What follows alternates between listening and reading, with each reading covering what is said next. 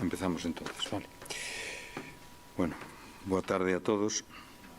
Abrimos a sesión ordinaria do Pleno que empeza polo punto de primeiro, que é a aprobación da acta da sesión anterior, sesión extraordinaria do Pleno do 11 de setembro de 2025. Algúna observación, algún comentario? Nada, entón votamos. Votos a favor? Entón se aproba por unanimidade.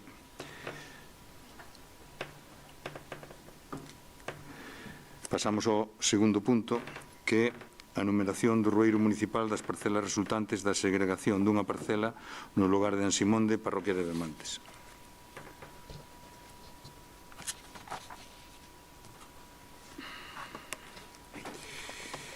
Dou lectura á proposta que tratamos en comisión este luns, que logo de ver o expediente correspondente á solicitude de licencia de segregación da parcela inicial con referencia catastral 79.85.91.6NH 69.78N0001KB, cita no lugar de Ansimonde da parroquia de Bemantes. Logo de ver que o rueiro municipal onde consta o lugar de Ansimonde da parroquia de Bemantes, que foi aprobado por acordo plenario de data 18 de xuño de 2013, constando no mesmo que os números para a parcela con referencia catastral co número que antes citei, eran o 32 e o 34. Logo de ver a documentación do expediente, os datos da sede electrónica do catastro e examinada a documentación existente nesta secretaría referente ao rueiro municipal, esta secretaría conclúe que a parcela con referencia catastral co número que antes citei foi dividida en 4 parcelas.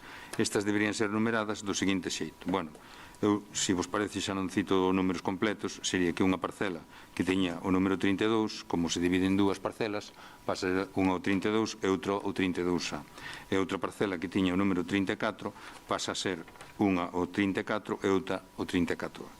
Entón, a vista do que antecede, esta alcaldía propoñe ao Pleno, logo do ditame da Comisión Informativa de Asuntos Xerais, a adopción dese acordo. Vamos, do seguinte acordo, por non repetir, é dicir, que cada parcela se divide en dúas, e daquela os números son 32, 32A e 34, 34A. Non sei se queredes comentar algo. Este é un tema meramente de trámite. Ben, entón, vamos a votar. Votos a favor? Entón, tamén se aproba por unanimidade.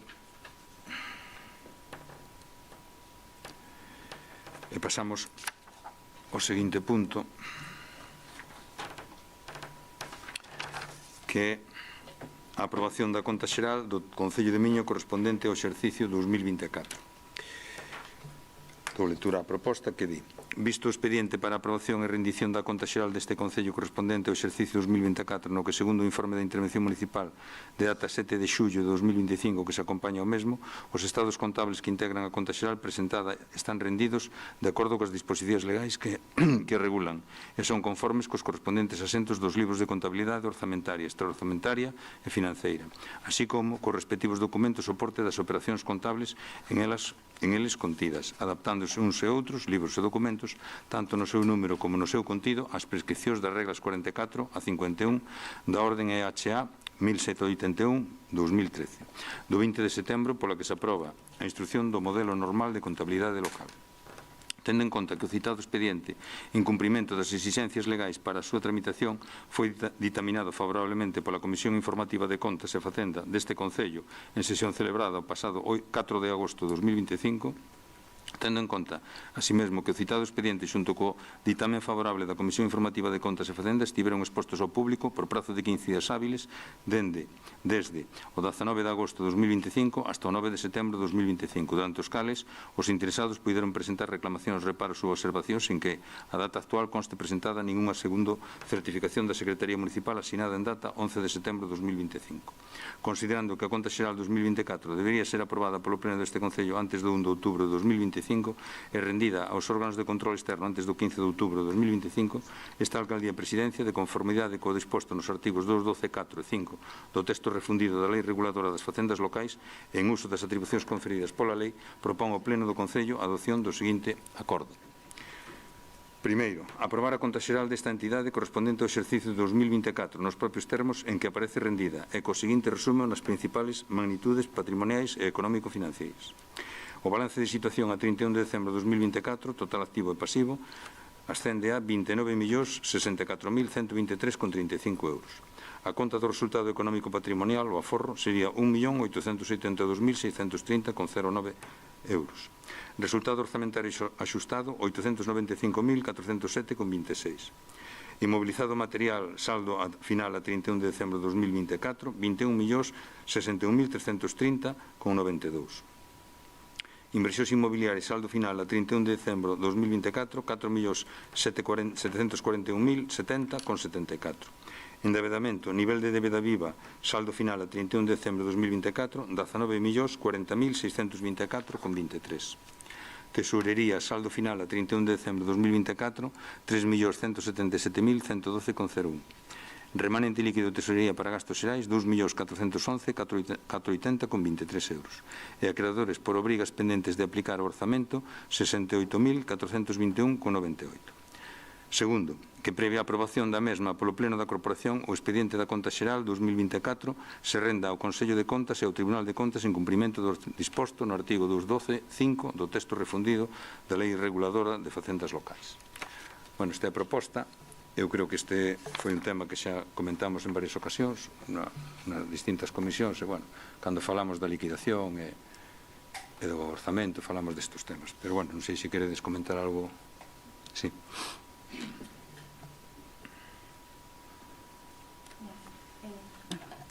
Boas tardes. Pois un ano máis o Goberno Municipal presenta unha conta xeral que non fai máis que evidenciar, como xa fixo o ano pasado, que son incapaces de xestionar os recursos do municipio. Os datos da conta son moi claros. Un remanente de crédito de 1.962.622,4 euros e un aforro neto positivo de 1.071.349.349,13 euros. Non estamos a falar dunha boa xestión. Estamos falando de cartos dispoñibles para que o Goberno que non se invertiron. Presumir, como fixo o Goberno Municipal, de aforro, cando o pobo e as parroquias están abandonados, é como se eu digo que aforro o 80% do sueldo, pero non como. Ao final, o meu aforro terá consecuencias. Pois ben, isto é o que está acontecendo en Miño. Os cartos non se invirten e por iso se aforra. Eu podería felicitar ao Goberno se o municipio estivera ben conservado, pero non é o caso. A realidade é que tanto o pobo como as parroquias presentan un estado de abandono absoluto.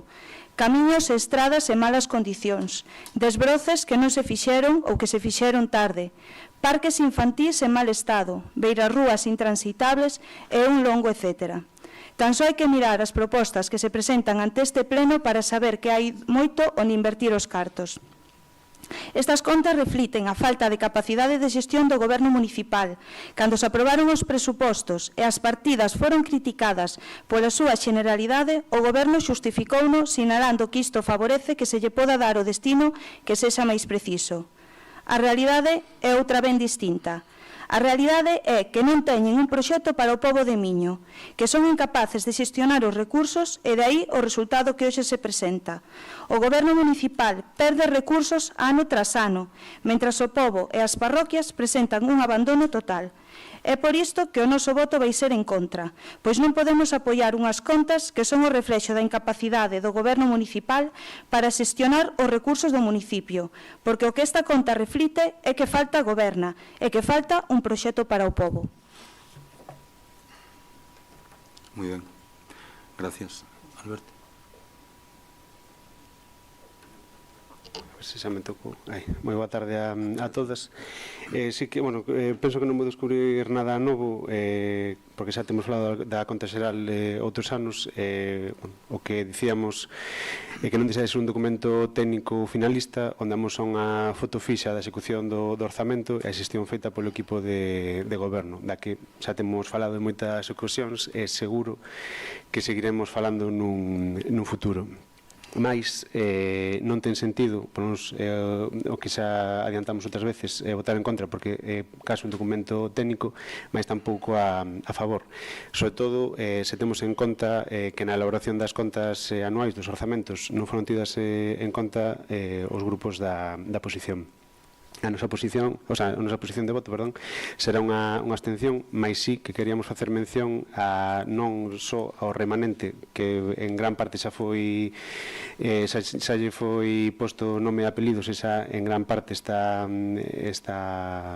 bueno, adicado a certos investimentos, mas sí queríamos falar do superávit xerado neste curso 2024. Mais dun millón de euros que corre o risco de ter que ser adicado a amortizar a débeda, é unha débeda bastante elevada. Este millón de euros non deixaría de ser unha pinga casi nun océano, polo que solicitamos o esforzo do goberno municipal para poder utilizalo, como xa se falou noutras ocasións, para investimentos necesarios para o Concello, que como xa dicíamos, de poder adicar ese máis de un millón de euros en vez de amortizar a débeda, porque sí que xa está garantido o pago até 2048 e seguramente ampliado ese 2060, como xa foi falado, senón adicalo no inmediato a investimentos necesarios para o Concello. Mais nada. Moi ben, pois moitas gracias aos dous. Bueno, evidentemente, cada un de vós defende a súa postura, lóxicamente lexítimo, votar en contra, votar a favor, absterse. Cada un ten o seu argumento. Desde logo, nós aquí temos outro punto de vista. Evidentemente, é un punto de vista donde, dunha situación de crítica, donde deixaron os gobernos do PP, lamentablemente, cunha débeda de casi 25 millóns de euros, é unha situación de total abandono pola vila. Podemos ver ainda os restos desos abandonos. Por exemplo, logo vamos a falar nunha pregunta que tedes aí dunhas vallas de madeira que se fixeron nunha obra de 5,5 millóns, pois se meteron vallas de madeira que agora temos que estar cambiándose, gastando os cartos cando se pode haber metido nesa obra. Pero, bueno, é un detalle, son un detalle menor da cantidade de problemas que se deixou polos gobernos do PP e que tuvemos que asumir.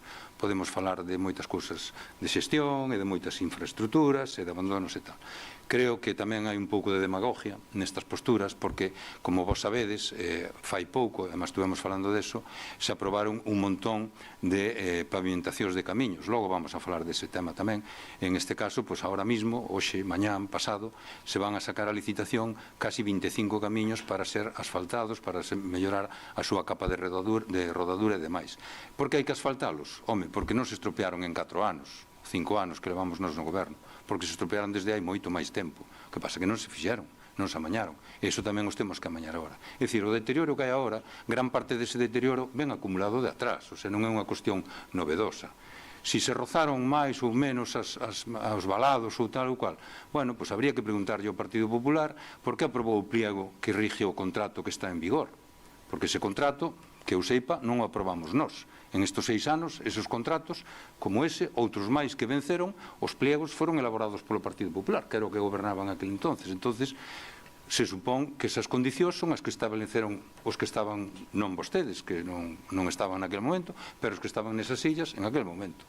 Entón, bueno, pois é moi bonito, está moi ben que cada un teña a súa posición, pero tamén hai que aterse un pouco á realidade. A realidade é que Miño ten unha débeda, que esa débeda nos levou prácticamente á bancarrota. E para poder asumir o enfrentamento a esa débeda, tuvemos que facer moitas negociacións, e que eu creo que me repito xa, porque claro, sempre é o mismo conto, pero bueno, hai que decilo. Tuvemos que facer moitas negociacións co Ministerio de Facenda para que diran a posibilidade, primeiro, de ceder créditos ao Concello para poderlle pagar aos expropiados, que eran os legítimos propietarios dos terreos, os cuales se lles expoliou, se lles expropiou as fincas en contra da súa vontade, para un negocio privado, que en aquel momento era para un campo de golf e unha urbanización para unha empresa privada, non era para un interés público general.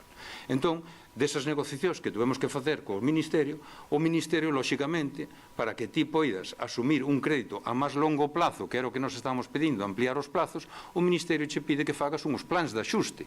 E esos plans de axuste nos temos que ater, porque se ti lle pides diñeiro prestado a alguén, depois tens que cumprir cas condicións que se alguén che pon, porque non podes facer libremente o que ti queiras. Entonces, claro, eses plans de axuste temos que cumplir.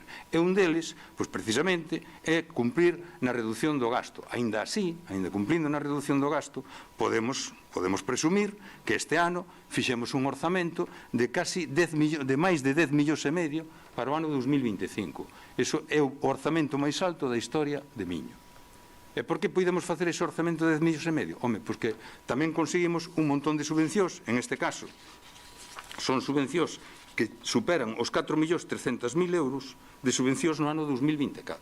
Isto nos está permitindo, pois, lógicamente, asumir máis gastos, porque hai que renovar contratos, e esos contratos, lógicamente, xa non están aos precios de cando se contrataron, e hai que renovar contratos e dispoñer de cartos para poder renovar esos contratos. Claro, se un non aforra, pois a ver como paga os contratos, porque podemos pedir servicios, pero non aforrar. Entón, claro, iso é un contrasentido. Non se pode estar en misa replicando. É dicir, se pedimos máis servicios e pedimos máis inversións, hai que aforrar para poder acometelas. Eu non entendo a nadie que nunha casa teña unha hipoteca e non aforre para pagar a hipoteca.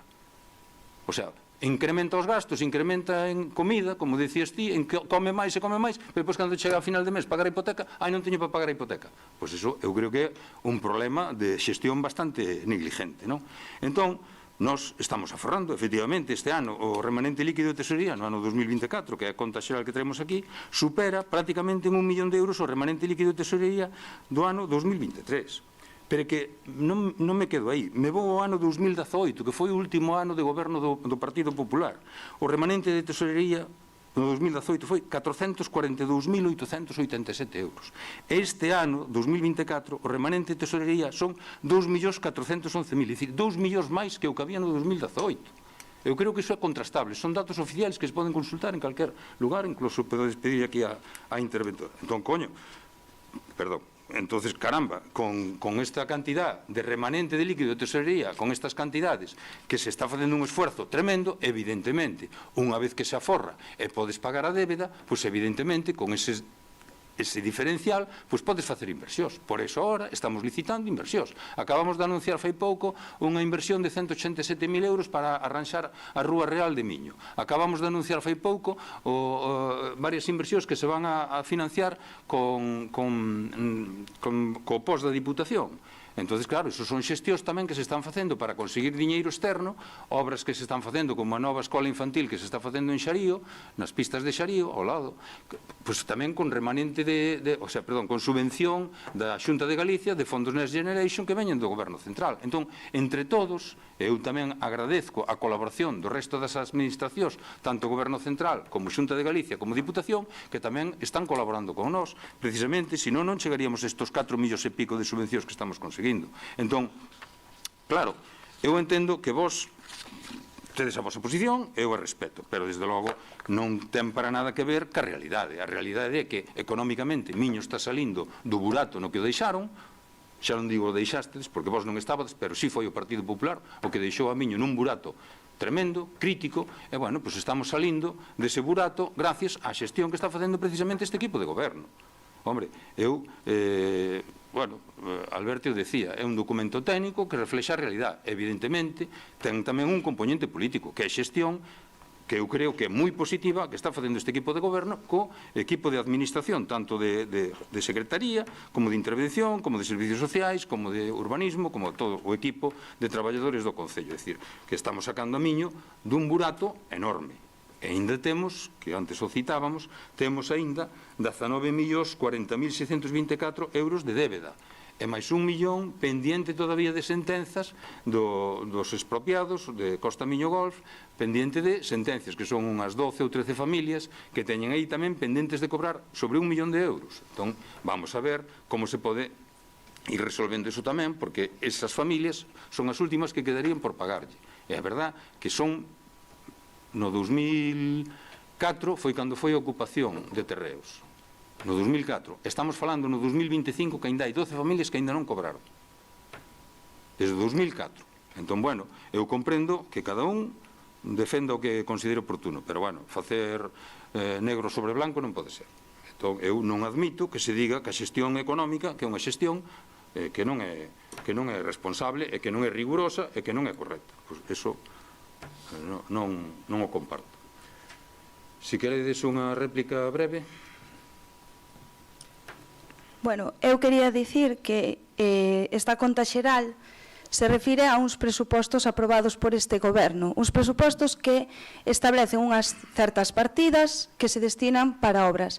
Estamos falando de que, se revisamos a conta xeral, temos partidas de 172.000 euros que quedan de remanente, 573.000 euros, 66.000 euros.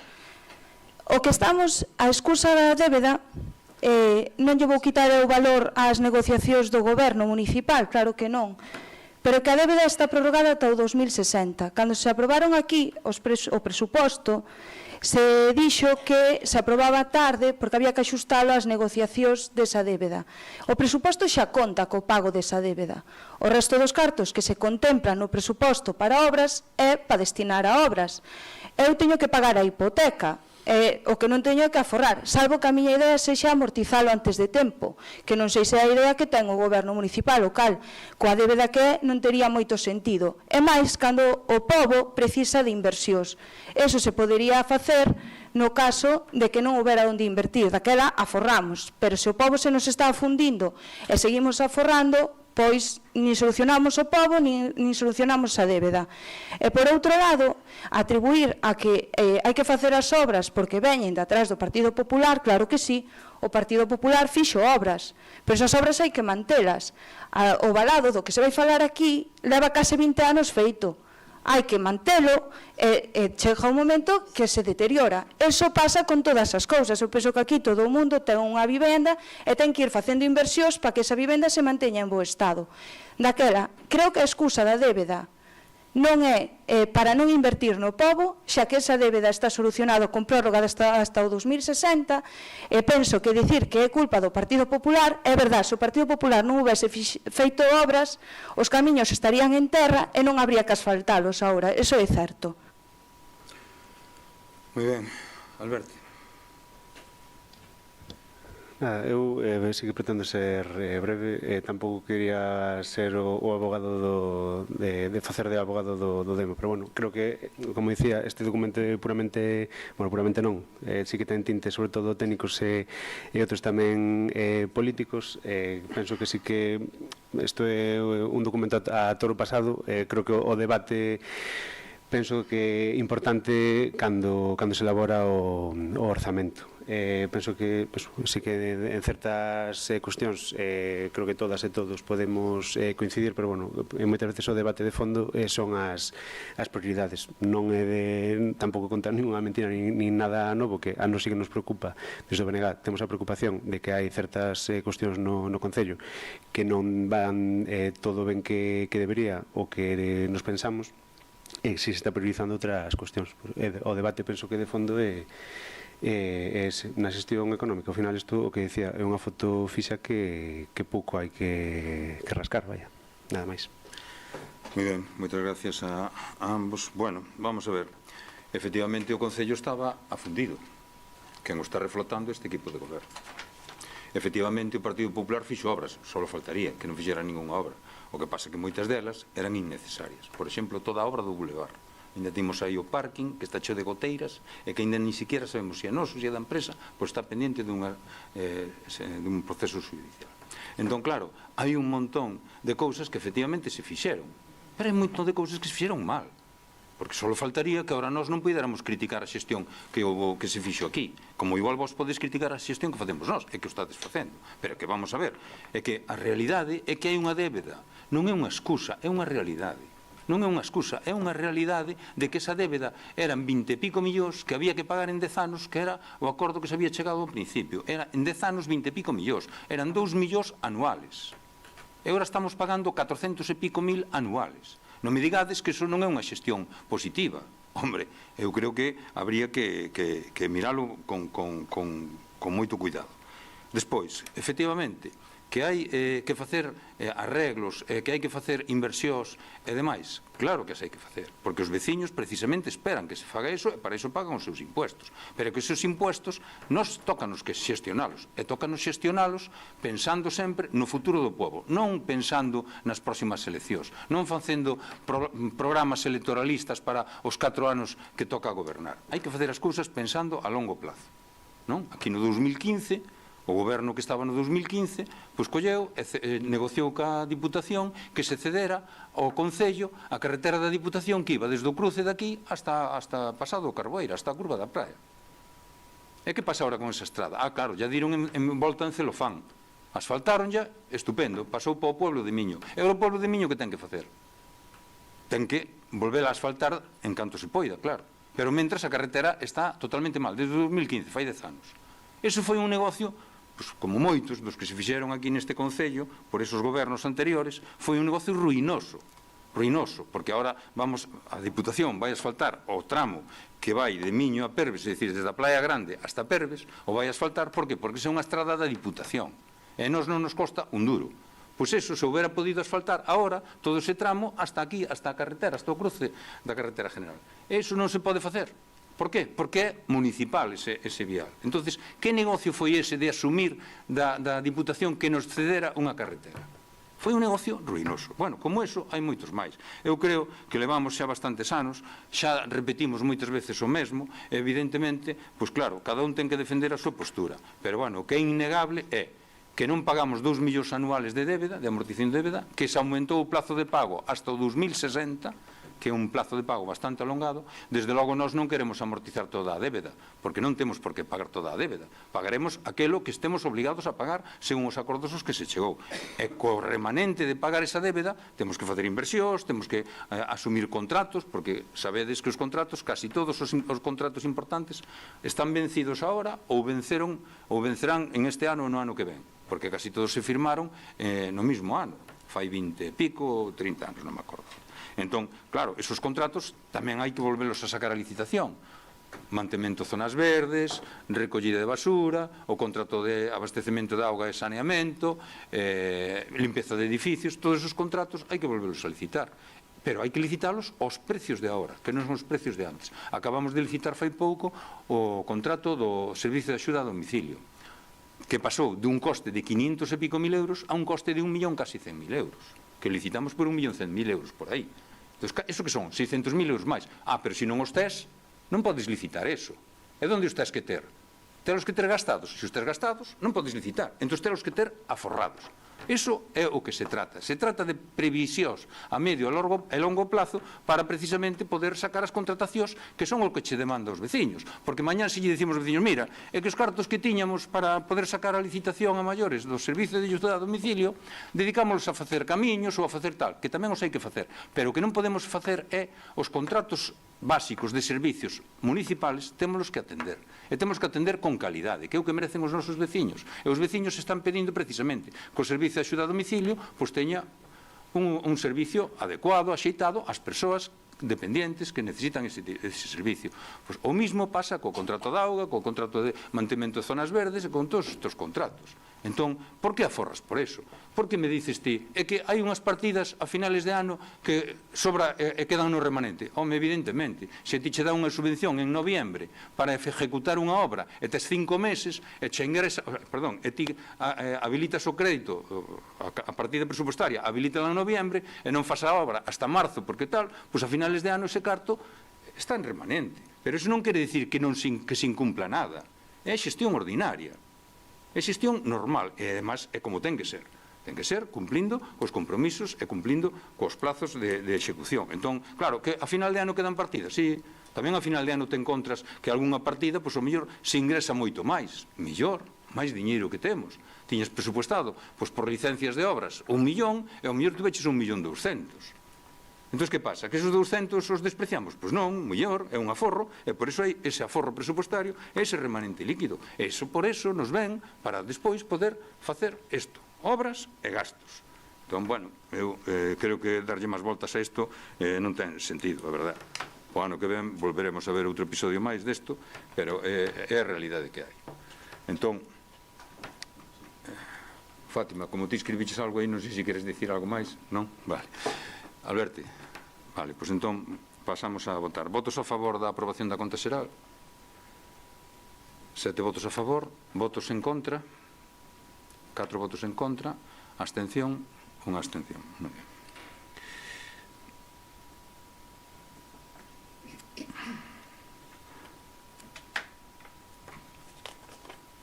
Bueno, pasamos ao punto número 4, que é a dación de contas do informe trimestral sobre o cumprimento dos prazos previstos na Lei 15/2010 do 5 de xullo de modificación da Lei 3/2004 del 29 de decembro, pola que se establecen medidas de loita contra a morosidade nas operacións comerciais e o período medio de pago do segundo trimestre de 2025.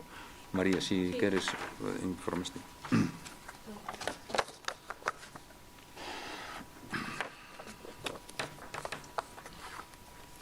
Boas tardes.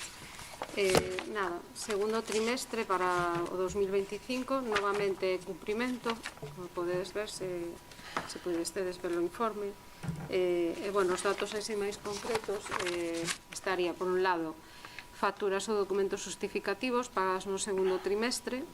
Dentro do período legal de pago hai 623 pagos por importe de 696.301,76 euros. Fora do período legal de pago hai 28 pagos por importe de 48.322 euros con 23 céntimos. Fai un período medio do pagado en días de 35,83, vale? Por lo tanto, cumprimento. Intereses de demora non se han pagado no período. Facturas ou documentos justificativos pendentes de pagamento ao final do trimestre de 2025 dentro do período legal de pago hai un número de operacións 285 por importe total de 369.677,16 e fora do período legal de pago 8 por importe de 13.312,60, o que fai un período medio pendente de pago en días de 26,03. Así, o período medio de pago do segundo trimestre sería para o ratio de operacións pagadas 9,28 e para o ratio de operacións pendentes de pago 40,95, un período medio de pago de entidade de 10,54. A maiores, tedes aí as facturas que non se tramitaron, os correspondentes pendientes de recoñecemento e que están pendentes de recoñecemento, polo tanto, hai un número de operacións, tan só unha, por importe total de 2.500 e que fai un período medio de operacións pendentes de recoñecemento de 133. Pero, bueno, basicamente, o período a morosidade está en 35,83, o período medio pago está en 10,54, por lo tanto, tanto a primeira, que son 60 días, como o segundo, que son 30, estamos en cumprimento, novamente. Moi ben, gracias, María. Bueno, esta era unha dación de contas. Entón, pasamos ao seguinte punto de dación de contas, que é dación de contas das resolucións da Alcaldía dende o día 9 de xuño de 2025, resolución número 499/2025, ata o 7 de setembro de 2025, resolución número 859/2025. Bueno, esta está recibindo normalmente, non? Vale, pois entón, isto queda dado conta. Pasamos ao seguinte, que é dación de contas das actas da Xunta de Goberno Local das seguintes datas: 6/6 de 2025, 20/6 de 2025, 27/6 de 2025, 4/7 de 2025, 11/7 de 2025, 18/7 de 2025, 24/7 de 2025, 1/8 de 2025, 8/8 de 2025, 14/8 de 2025, 22/8 de 2025 e 29/8 de 2025. Tedelas todas. Vale, dado conta. Bueno, pasamos ao punto seguinte, que son as mocións. Temos varias mocións presentadas polo rexistro en plazo, que por iso están aquí recollidas na orde do día. A primeira moción que temos é a de moción do Grupo Municipal do Partido Popular sobre a mellora dos aparcadoiros da praia de Miño. Entón, Fátima, si das ti. Vimos de finalizar o período estival no que un ano máis a Praia Grande de Miño acolleu a moita xente, tanto do noso pobo como de fora. É ben sabido que o noso municipio é un destino turístico que na tempada do verá acada as súas maiores cotas. É por iso responsabilidade do Goberno municipal o de prestar uns servizos de calidade tanto aos visitantes, pero especialmente aos nosos veciños. Dende hai anos, os vecinos de Miño teñen acceso a unha tarxeta pola que teñen que pagar e que lles permite aparcar no aparcadoiro habilitado no coñecido como Triángulo da Praia.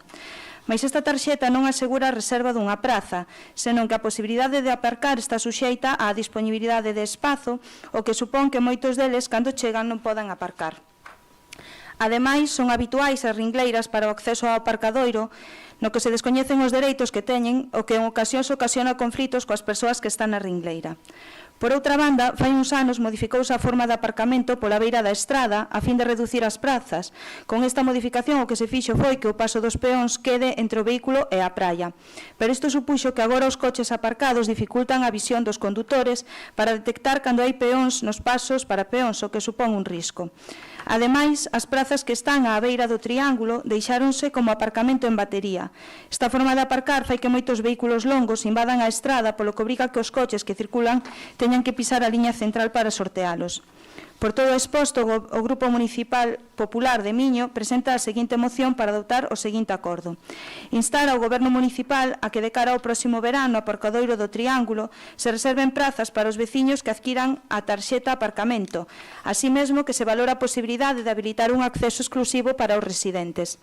Instar ao Goberno Municipal a que nas plazas de aparcamento á beira da estrada, citas no lado da praia, se adote medidas que, conforme un informe de seguridade vial, se estimen oportunas para que aumente a visibilidade dos peóns que cruzan polos pasos de peóns.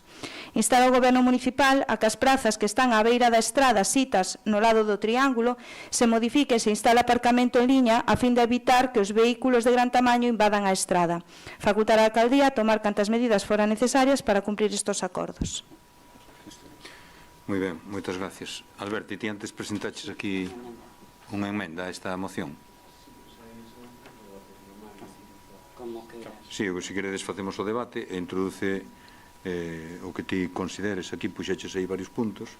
Entón, eu non sei, Fátima explicou a súa moción. Alguén ten algo que decir? Ti? Pois veña. Josema, fala. Sí, vamos a ver.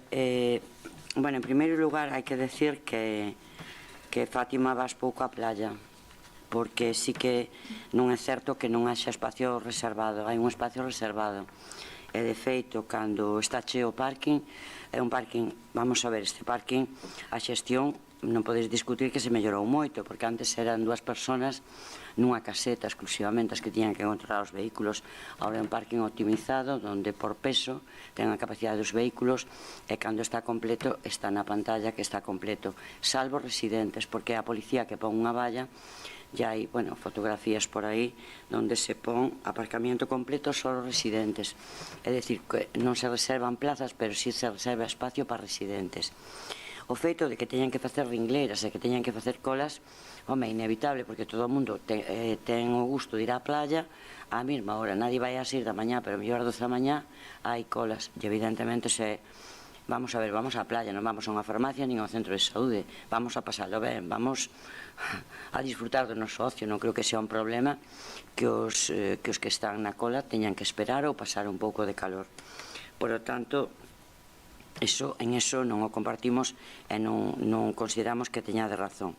Por outro lado, o tema da señalización. Como ben sabedes, acabaron as obras da Palla Grande ainda fai pouco. Diputación acabo de dicir o alcalde, ten que asfaltar desde o Carboeira hasta Perves, ten que asfaltar toda esa carretera e hai que repintar as plazas. Este ano non se repintaron e efectivamente esas plazas quedaron por o lado dos árboles onde está o triángulo, quedaron en batería e por outro lado quedaron en hilera, que é como nos consideramos que deben estar porque teñen mellor visibilidade e ademais con informe da Policía Local.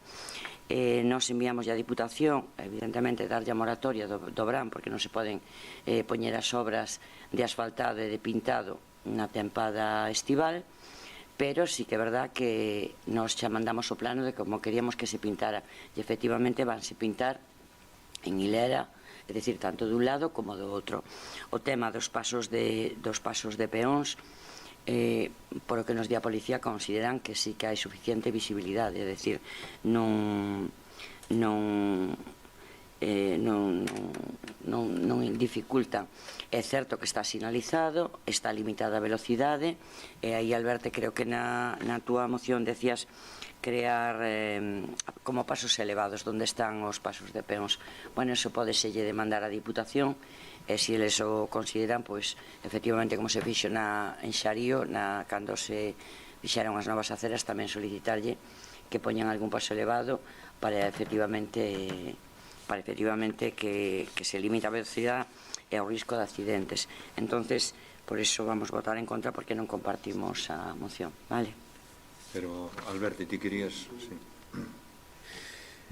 Bueno, sí que é certo que, bueno, en parte sí que desde Orenga compartimos o sentir que recollen algúns dos acordos, mas sí que pensamos tamén que falta un pouco de puntería. Sí que tamén sirve un poquinho esta moción para abrir un melón ou poñer un pouco o foco no fondo do asunto, non tanto nas cuestións máis circunstanciais, que o que podemos dicir que é o modelo de turismo que quere ou necesita a Miño o modelo de mobilidade que tamén necesita ou quere. Penso que sí que ese debería ser o debate de fondo e non tanto se ten que haber máis ou menos prazas de aparcamento. Sí que penso que igual a idea tamén é compartida de que hai que abogar por un turismo que sexa desestacionalizado, que sexa ao longo de todo o ano, non só centrado no verán, ou que haxa un retorno económico, mas tamén non podemos negar a realidade, porque ao final impón o seu criterio. É certo que de xuño a setembro a xente ven á praia. Entón, non só que intentamos reflectir con esta emenda aos acordos, non sei que se poden aceptar parte todos ou ningún, poñer un poquinho negro sobre branco sobre atender a ese fondo da cuestión, porque a xente vai seguir vindo á praia no verán a Miño e vai aparcar onde buenamente pueda.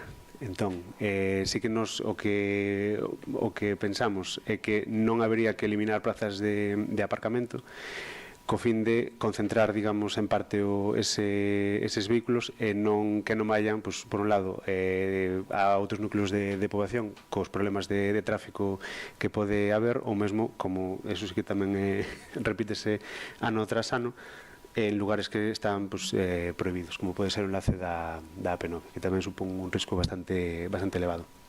Por iso, no primeiro punto, o que nos propoñamos era, primeiro, que tamén falamos antes, que quen é titular desa estrada, desa vía, é a Deputación da Coruña. Entón, entendo que o Concello, en todo caso, pode aconsellar, máis a última palabra entendo que debería ter a Administración provincial. Entón, poñer sobre a mesa a posibilidade de recuperar e optimizar as plazas de aparcamento mediante a implantación de aparcadoiro en espiga ou oblicuo nas zonas axeitadas, nesa reta da praia, porque ademais de recuperar as plazas eliminadas que foron durante a pandemia da COVID-19, tamén mellora a visibilidade a facer a maniobra de aparcamento e facilita o fluxo de tráfico.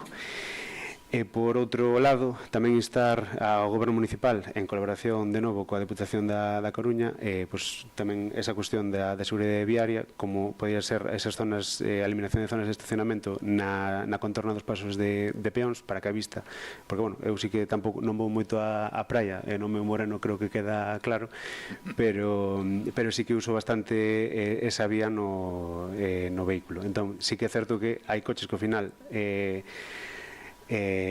utilizan até o último centímetro cadrado para aparcar, e moitas veces queda ou moi cerca ou enriba dos pasos de peóns, e sí que é certo que dificulta un pouco a visibilidade, porque non é raro que haxa algún susto ou algún frenazo de que o peón cruza e até o último momento non o ves e pode haber un susto. E outro tamén, que xa comentábamos, eses pasos sobrelevados, porque a propia existencia xa obriga polo menos a non acelerar ou a diminuir a velocidade.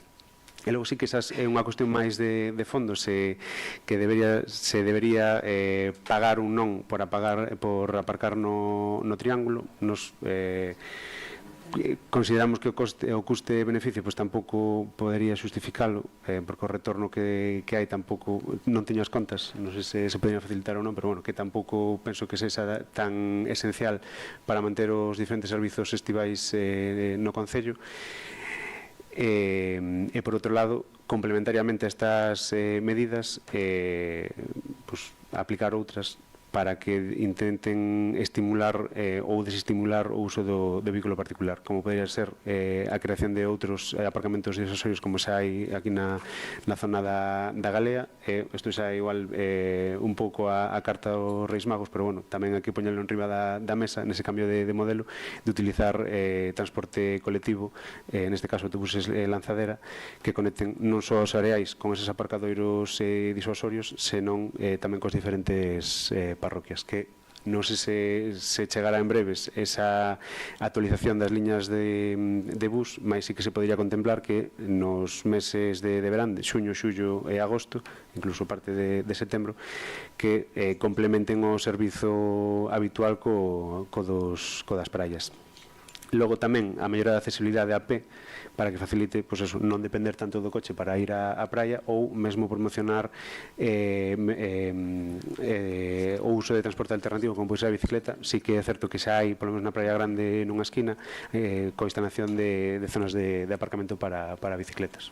Tamén veciños e veciñas de Miño, igual máis fácil, porque seguramente teñan aparcamento asegurado se o desplazamento en bicicleta ou a pé antes que en coche. E logo xa, como non deixa de ser unha medida un pouco máis punitiva, por así dicilo, que sería o reforzo da vixianza e sancións para vehículos mal estacionados. O que falaba ao comezo de que non pode ser que polo feito de que no mes de agosto teñamos sol, a xente quere ir á praia, e o feito de ir á praia acabe poñendo en perigo a seguridade das veciñas e veciños e tamén das visitantes. Mais nada.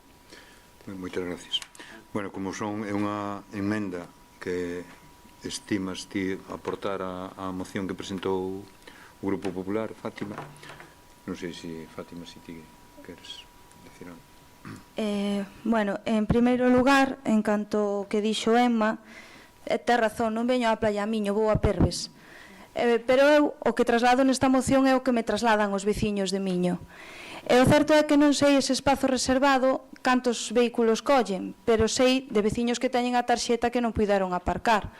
Co cal, claro, quizáis se reservan prazas segundo as tarxetas que se adquiren, se aseguraría que puidesen aparcar. En canto ás ringleiras, é verdade, é inevitable que se formen ringleiras, pero tamén é certo que penso que os residentes de Miño, puidendo, xa como puxen, no caso que se poida habilitar unha entrada para eles, lles faría moito máis cómodo. Quero dicir, creo que como miñenses, que pagamos aquí os impostos e que pagamos unha serie de tributos, penso que temos que ter certos privilexios que se nos poidan dar e que non teñan un sobrecusto excesivo, porque creo que habilitar unha entrada tampouco sería un sobrecosto excesivo. En canto ás propostas que fai o bloque, debo dicir que, bueno, o dos aparcamentos en espiga oblicuos é verdad que favorece moito o aparcamento, neso estaríamos de acordo. O de que se instalen pasos sobre elevados, e sendo voz de moitos dos veciños, debo dicir que xa estamos un pouquiño fartos dos pasos sobre elevados. Creo que instalar na reta de Miño, con acceso á autopista, que de momento é a que temos, non hai outra, uns pasos elevados, e vou dicir xa non a vehículos como son turismos. Estou pensando en camións, e estou pensando sobre todo en algo que a veces se nos esquece, que son os servizos de emerxencia, ambulancias, bombeiros e demais. Cando chegan, especialmente as ambulancias, a un paso sobre elevado, non sabedes o que se lles dificulta o traballo do que van realizando nesa ambulancia. Xa son moitos os que traballan en ambulancias que din que o pobo de Miño é unha tortura para eles, porque eles van facendo certos procedementos dentro da ambulancia que tanto paso sobre elevado non favorece. Que penso que poñelo na reta de Miño, pois non estaría moi apoiado.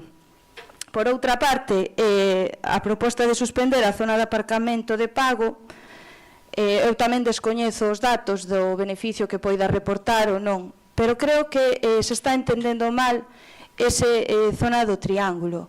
Penso que esa zona do triángulo tiña que estar concebida como un aparcamento para residentes, e é verdad que aí caben moitos coches, e en segunda instancia como un aparcamento de zona de hora, para os que veñan que paguen e contribúan ao mantemento dese espazo. Pero penso que non se ten que ver como unha zona hora ou uso, senón como unha zona de residentes no que as prazas que sobren se poñen como de pago. Por último, en canto aos autobuses lanzadeira, a proposta de que seña o autobús que normalmente fai o recorrido que xa se comentou neste pleno que se iba a sacar a licitación o servizo de autobús do centro de salud e demais, sí que se podía valorar que no verán prestase ese servizo, sempre, claro, vendo o custo que podría ter o demais. En canto a que se facilitar outras zonas de aparcamento para que poidan vir a pé, eu penso que xa hai varios. Quero dicir, tampouco vou dicir que se descubren, pero temos a Costa Miño que ten un aparcamento que chegas a nada á praia, quero dicir, tampouco penso que seña algo que se dificulte tanto. Sí que é verdad que a veces fai falta máis vixiancia dos vehículos mal estacionados, porque é bastante curioso ver a entrada da autopista chea de coches, pero bueno, eso penso que ao final depende das autoridades que son competentes para eso. Sí. Queres comentar? Sí. Bueno, vamos a ver, o que non se pode dicir unha cousa é a contraria. Ti acabas de decir na vosa moción que os aparcamentos en línea que compartimos que deben ser en línea e non en batería, como di Alberte, ahora dices que sí que podías estar a favor, é dicir, estás cambiando a postura. Os aparcamentos en batería son máis arriscados, e según nos dice a policía, precisamente porque a xente leva as cousas no maletero, métese na calle, os vehículos grandes, interrompen a rúa e hai máis risco de accidentes. Os aparcamentos teñen que ir en liña, porque así ti baixas do coche, e se te pos detrás do coche para coller calquera cousa, non interrompes o tráfico en ningún momento na estrada da praia. Estamos falando da estrada da praia. Do outro lado, que están en batería, estiveran en batería este ano, nós pedimos a Diputación, despois de asfaltar, cando repinte, que os poña en liña tamén. En iso estamos de acordo. Habilitar outra entrada non se pode. Vos vedes o triángulo e vedes o sitio que hai, non se pode habilitar outra entrada. Non pode reservar a todos que lle das tarjeta, non lle pode reservar espacio, porque eles collen a tarjeta pero non teñen por que ir á playa. Irán á playa si queren. Reservas espacio sempre para eles. Que vos dicen que alguén en algún momento puntual non pode entrar. Pois non sei por qué, porque a mellor viu moita cola e non pasou e non accedeu ao sitio, porque se a policía pon unha tarjeta parking completo excepto residentes, non ten sentido unha cousa que a outra, é incompatible unha cousa que a outra, ou nos está mentindo a policía ou nos minten os da hora cando están ali controlando, ou non entendo nada. O tema da gratuidade tampouco compartimos.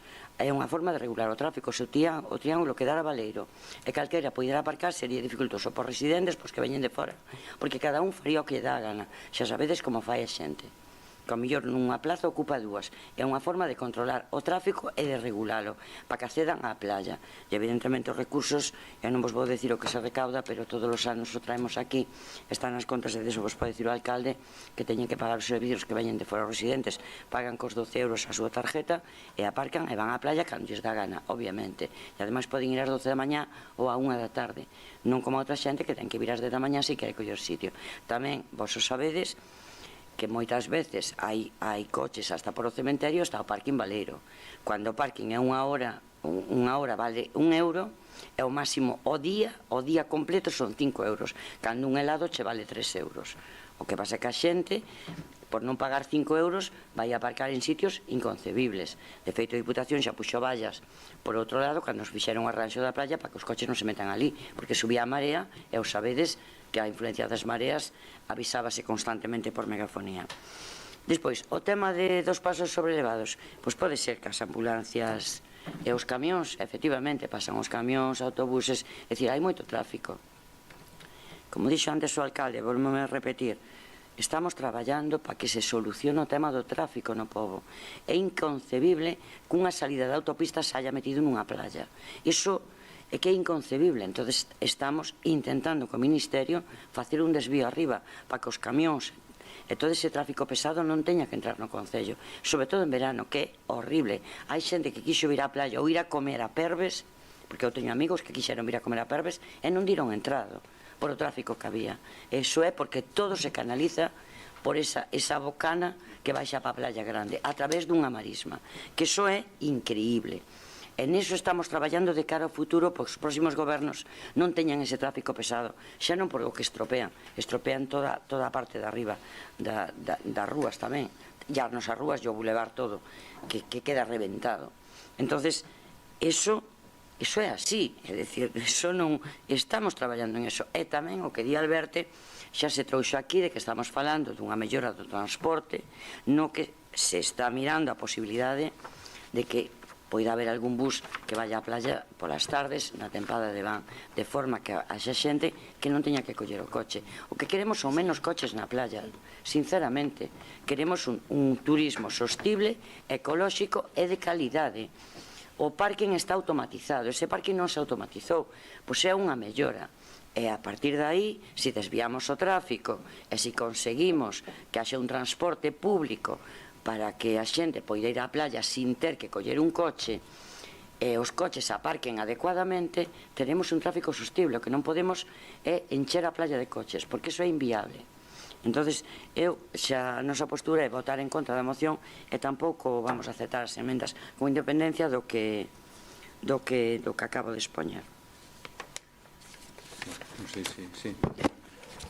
Sí, ao final, bueno, pues eso, ao final no debate, pues eso, cada grupo ten a súa forma de ver esta cuestión. Sí que é certo que o que esa alternativa non nin en liña nin en materia que en oblicuo, o que sí que facilita, isto xa por explicar un pouco o porqué desa proposta, que se no sentido do tráfico aparcas para atrás nun ángulo de 40-60 grados, sí que é máis fluido a manobra, o tráfico e tamén a seguridade, porque así aseguras que o maletero quede para atrás. E polo menos tamén, o sea, non é un invento noso de hoxe pola mañá, senón tamén en parte é o que a recomendación que fai a DXT, a Dirección Xeral de Tráfico. Polo resto, pois eso, son formas de entender a mobilidade e como debería ser o servizo que se preste na praia. O único que sí que dicimos, non é unha cuestión de poñer a venda antes da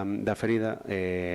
Sí que temos certa preocupación que reducir o número de plazas de aparcamento que ten a praia de Miño, as consecuencias que pode ter. Enténdaseme ben, non é nada catastrofista, senón que o tráfico que os coches, os vehículos que non pode asumir o aparcamento que está na contorna da praia, sí que vai a ir a outros lados, que podería ser ampliar o tráfico rodado no centro de Miño, ou pois eso, coches mal aparcados e demais. Entón, ter tamén a hora de facer as propostas e acordar coa Deputación da Coruña como vai ser ese repintado, tamén telo en conta.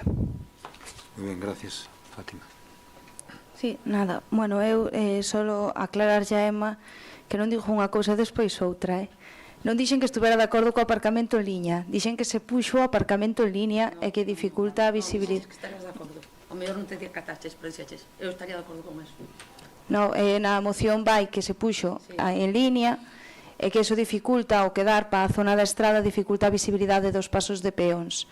Que eu quero que se poña na parte do triángulo, que é onde invaden os vehículos. Sí que é certo que a proposta que fai Alberte, e a pesar de que non vamos a admitir as emendas que propuxo, é a técnica que se usou na avenida Ricardo Sánchez en Pontedeume para axilizar o aparcamento. E sí que é verdad que é moito máis cómodo para aparcar, pero simplemente aclarar eso. Moi ben. Eu non digo que non sea máis cómodo, o que che digo é que ten máis risco, precisamente por eso, porque ti sales e non tes visibilidade. Pero bueno.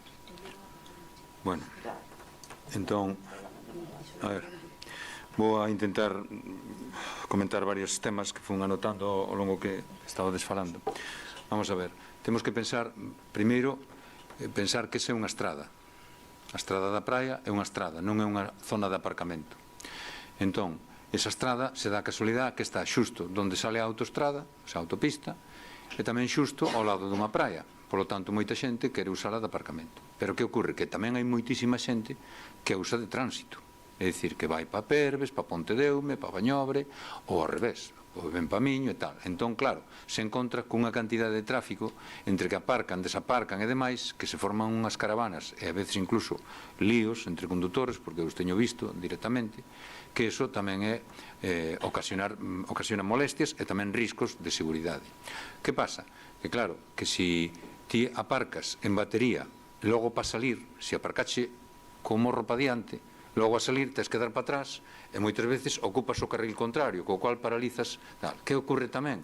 Que moitas veces veñen coches e para poder aparcar nun sitio que está vendo que vai salir outro coche, quedas ali esperando a que salga outro coche que tamén lle leva o seu tempo salir, porque está limpando as zapatillas ou que sei, os pés, mellor dito, e tal, e está esperando para aparcar. Entón, iso tamén se xeneran bastantes colas e bastantes problemas. Entón, entendemos que a forma máis axeitada e máis segura de aparcar, porque só falamos ca Policía Municipal e a experiencia nos remitimos, que eles son os que saben, que levan moito máis tempo de policías, aparcar co maletero para atrás. Iso é peligrosísimo, porque a xente vai ao maletero a quitar as cousas e non se dá conta que se está metendo na calzada, tanto dun lado como do outro. Entón, fixemos o aparcamento en línea no que é o carón da praia. Solamente deixamos en batería oblicua a zona onde aparcan os socorristas, porque teñen ali unhas plazas reservadas para eles. E tamén deixamos plazas reservadas para as limpiadoras de baños e para algún servicio público que se dá na praia, que, por desgracia, tamén se ocupan a veces por os usuarios que veñen á praia, a veces non atopan onde aparcar, é o que dicíades, ou buscan sitios polo pobo, ou aparcan nas zonas amarillas, ou aparcan, que ti o decías moi ben, Alberti, incluso pisando os pasos de cebra. E non vaiades a pensar que a policía non está metendo multas. Nós, como sabedes, non temos coche grúa, pero ao mes máis de 300 multas se están metendo, pero bastante máis, ao mes. O que pasa que, bueno, despois tamén hai esa, como se dice, esa leyenda urbana de que solamente multamos no inverno e que no verano non se multa. Bueno, claro, nós non podemos enseñar as multas públicamente porque hai datos persoais e non se pode publicitar, non? Claro, entón, os policías multan ca PDA. Eso xa manda directamente á Diputación, que é o órgano recaudador das sancións. Entón, claro, a veces pasas por ali e o coche está multado, pero ti non o ves. Que ocorre tamén? Que se limitou a velocidade en todo o pobo de Miño a 30 km/h. Non hai casi nadie que respete 30 km/h. Pasan incluso por encima de 50. Houbo varios accidentes, en algúns casos un atropello mortal, non inmediato, pero si posterior na carretera da praia, fai uns anos, e, evidentemente, esas cousas nos levaron a propoñer, e así aprobamos, poñer pasos de cebra elevados. Eu sei que son unha molestia para algúns vehículos, pero tamén temos que pensar nos peóns. É verdad que o peón é o que está máis indefenso ante os vehículos. Eu xa sei que para unha ambulancia, para un coche de bomberos, para un camión ou tal, é máis incómodo, pero eu creo que ten que primar a seguridade ante todo. Para min tamén é incómodo. Eu, cando veño para a miña casa, teño que baixar por a estrada da praia e teño que pasar non sei cantos pasos elevados, e tamén me fastidia. Pero, claro, temos que pensar na seguridade dos peóns, e xa digo, houve varios atropellos. Ben, logo, outra cousa. A carretera é da Diputación. Nós non podemos pedirlle, non podemos cobrar por esos aparcamentos nesa estrada, porque ao ser da Diputación nós non temos competencia para cobrar. Podríamos chegar a un tipo de convenio ou acordo, pero iso tamén nos levaría a unha complicación que sería a vixiancia de toda esa zona para poder cobrar e, sobre todo, o como facer, pódese facer por sistema ahora, é que o vigile a policía e tal, pero, bueno, pensade que no verano a policía non dá abasto con todos os problemas que hai en xeral en todos os lados, porque a policía non solamente está en Miño, está en todo en Miño Casco, quero dicir, está en todo o territorio de Miño, todo o municipio. Entón, a posibilidade de cobrar na estrada da praia prácticamente imposible. Poñelos en línea facilita moitísimo máis o poder aparcar ben e xenerar menos colas. A zona de aparcamento regulado, que é a zona do que lle chamades, que se chama o triángulo. Nesa zona, nós o que fixemos no ano, creo que foi no 19 ou no 20, no 19 creo que foi, o que fixemos foi unha automatización do parking. Por qué? Porque aquilo antes era, un tipo se poñía na entrada, outro para aquí, tira para lá, bueno, eso agora está automatizado como en calquer parking público que hai en calquer lugar do país. Entón a xente entra cómodamente, saca o que ten a tarxeta de residente, entra, e o que ten a tarxeta, e que ten tarxeta, a saca ali, e depois vai pola caixa, paga, e tal. Eso dá unha comodidade que non vexades canto. Este ano vendimos máis de 285 tarxetas, eu creo que está cerca das 300 tarxetas. Non podes ter, nun aparcamento que ten 450 plazas, non podes ter 300 plazas reservadas. Iso creo que o entende hasta calquera. Entón, que pasa? Que o que se lle di a cada unha das persoas que ven aquí a retirar a tarxeta, ou por lo menos as instruccións que teñen os empleados municipais de cando lle venden a tarxeta, é: hai unha plaza reservada, hai unhas plazas reservadas para residentes que suelen ser entre 20 e 30, depende do día, por exemplo, non é o mismo o 15 de agosto que o 14 de xullo, vale? Hai días especiales que sabemos que vai acudir moita máis xente porque é festivo e tal, entón se reservan máis plazas. Pero o que se lle di á xente cando se lle vende a tarjeta é que non ocupen as plazas reservadas, que ocupen calquer plaza do aparcamento. Que pasa? Que hai xente, polo que sexa, que entra, en vez de buscar unha plaza por calquer zona do aparcamento, vai ás plazas reservadas. Entón, os propios veciños que teñen tarxeta, a veces, sin darse conta, están saturando a zona reservada, co cual, cando veñen ciudadanos, usuarios que non teñen tarxeta, entran, aparcan por todo o resto, e cando hai saturación, vai un con tarxeta e o mellor non ten sitio. Aínda así, este verano non pasou. O que pasou, é o caso que o mellor vos chegou a vos, porque ese caso tamén me chegou a min, o que pasou foi que a persoa, había unha cola donde nos poñemos, o sea, o Concello pon unha valla á entrada da Rúa Estremeiro con un cartel que pon aparcamiento completo, solo residentes. Vale. Apagamos, si queres, apagamos o aire. Entón, poñemos solo residentes. Que pasa? Que moita xente que non ten tarxeta, que non é residente, nin na Rúa Estremeiro, nin é residente con tarxeta, que fai? Ven o usuario de onde veña e di, bueno, estaba a parque incompleto, pero eu voume poñer a cola para que cando salga un xa entro. Porque claro, está todo saturado. Entón, que pasa? Que ven o veciño de miño que ten a tarxeta e por non saltarse a cola, porque iso ten dereito a saltarse a cola, de feito, para iso están ali os rapaces do parking, para darlles prioridade, moitos se cortan porque dicen, me dá corte saltar a cola, e daquela se quedan a cola. E pensan que non teñen sitio reservado, pero sí que hai sitio reservado. O que pasa é que non hai sitio reservado para os usuarios que non teñen tarxeta. Eso, vamos, estou segurísimo que foi así, porque ese caso mo viñeron a dicir a mí na mesma playa, eu me fun a informar ali á caseta do parking e mo explicaron os rapaces. Bueno, o tema de autobuses. O tema de autobuses, como sabedes, estamos preparando aí un contrato para poñer autobuses que circulen por todo o municipio, é dicir, que teñan unha cousa parecida ao que está ahora actualmente de servicio ao centro de saúde, pero que non solamente sea para o centro de saúde, que sean para circular de Miña a Bemantes, de Bemantes a Perves ou de Perves a San Xoán, ou, bueno, que sea para circular por todo o territorio. E vai haber varias líneas, ese é o proxecto que temos preparado cos técnicos, vai haber varias líneas e unha delas tamén no verán vai haber unha línea especial para baixar á playa. Entonces eso tamén vai facilitar que moita xente de fora ou incluso de Miño aparquen por arriba e poidan baixar no autobús á playa. Vamos a ver, ainda cando se poñe tal. Bueno, despois, o coste global, falando do coste de si debe ser gratuito ou non debe ser gratuito, o coste global de mantemento das praias de Miño no verán nos costa aos veciños de Miño máis de 200.000 euros cada ano. Máis de 200.000 euros. En que? Limpeza de playa, porque a xente quere vir a unha playa que a playa este limpia, limpeza de playa, a poda da arboleda, a limpeza das zonas verdes, a recollida da basura, ter dúas señoras ou dous señores, dous operarios que limpian os baños das tres praias con bandeira azul, os socorristas, dous policías auxiliares que precisamente se contratan a maiores para axudar a regular o tráfico e os problemas de circulación no verán. Entón, claro, e máis 5 controladores do parque. Vale, todos esos costes superan os 200.000 euros.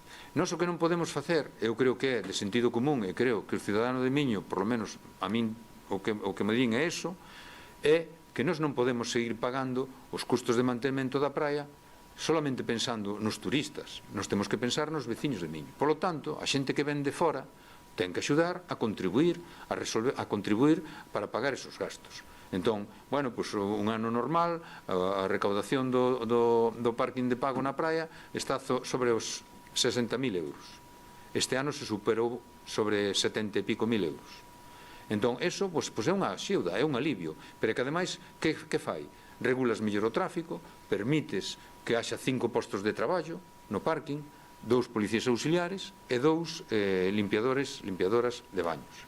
E daslle un servicio tamén aos usuarios dos baños, porque se non se limpiaran, bueno, imaginadevos o que pasaría. Eso por un lado. Entón, temos que, de alguma maneira, ir compensando os gastos. Xa non incluyo o da auga, que antes había as duchas e agora xa se quitaron precisamente por o gasto que supoñía e, bueno, aparte o deterioro de imaxe e de consumo sobre todo de sostenibilidade da auga, non? Outra dúda que se me plantexa en base ao que comentastes, non sei se fuches ti Alberto ou ti Fátima, é de facer unha nova entrada para os residentes. O problema é onde se facería esa entrada, porque claro, nós xa lle dimos voltas. Pero pensade que a entrada sería non solamente habilitar un espacio fora do terreno, do triángulo, para facilitar unha entrada, co cual tamén reduciría os espacios e tal, e logo dentro teria que haber un sitio, e logo teria que haber un sistema automatizado de entrada de control e tal. Eso, nos, por moito análise que lle fixemos e moitas voltas que lle dimos, non hai posibilidade de facer unha entrada nova. É casi imposible, sería imposible de controlar e de regular, porque desta maneira hai unha sola entrada, moitas veces está un dos rapaces que traballa no control do aparcamento, ese rapaz se pon ali na entrada e xa lles di aos coches como teñen que aparcar, que esa é outra, que hai coches que aparcan, vamos, como se algúns coches aparcan e ocupan espacios de 2 coches. Eu invito-vos a que calquer verano que vaiades por ali e vexades a cantidad de coches que están aparcados dunha forma egoísta. Eu aparco para ter espacio para abrir as portas de par en par, pero claro, se facemos así todos, ao final as plazas se reducen. Entón, despois, outra cuestión que estamos facendo é precisamente sancionando a coches que aparcan en outros lugares, por exemplo, no cementerio. No cementerio de Miño puxemos sinalización de que eso solamente estaba permitido para residentes dali e máis para servicios funerarios, porque pode haber algún día algún enterro ou algo, pois ali non se poden aparcar os coches. Están as señais e siguen aparcando. Bueno, pois estamos multando. Claro, depois veñen algúns a protestar aquí e tal, bueno, pero é o que hai. O sea, se ti incumpres unha señal, unha normativa, tal. Pasos de cebra que están na praia, hai xente que aparca ás mesmas beiras dos pasos de cebra. Tamén se multan. Zonas amarillas para que as persoas que están limpiando os baños teñan un espacio para cando veñan co coche de Perves ou Banda Ribeira á Praia Grande e teñan onde aparcar, resulta que teñen ocupado multas, pero en algún sitio teñen que aparcar. E a veces é o propio coche dos servicios municipales o que aparcan doble fila. Lóxicamente se ten preferencia. Eu creo que tamén temos que intentar evitar ese populismo a veces no que se cae, sobre todo a clase política, a veces caemos no populismo de que todo sea gratis. Todo non pode ser gratis, porque as cousas teñen un custo. Eu por eso estou dicindo o custo de mantemento da praia. Pero que eu, cando vou ao hospital á Coruña, porque teño unha urxencia, eu teño que pagar un parking, senón non encontro sitio nin por asomo para aparcar.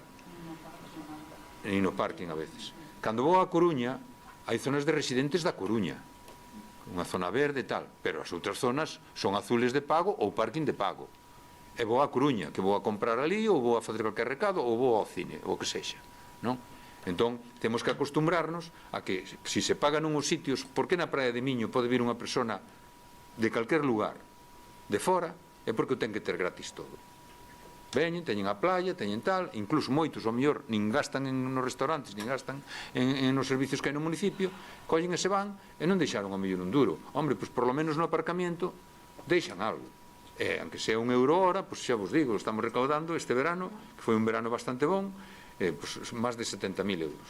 Bueno, pois eu creo que a xente ten que asumir eso, porque o que para min me parece injusto é que os concellos do litoral estemos pagando ese sobrecoste tremendo das nosas arcas para xente que ven de outras cidades, porque eu cando vou ás cidades desos señores teño que pagar aparcamento. Eu cando vou a Lugo teño que pagar aparcamento, cando vou a Coruña teño que pagar aparcamento, e cando vou a outros sitios, xa digo, máis cerca Betanzos.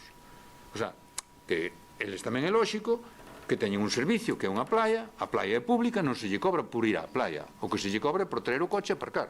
Oye, hai moitos que aparcan por diante das escolas e van andando. Entonces, bueno, eu creo que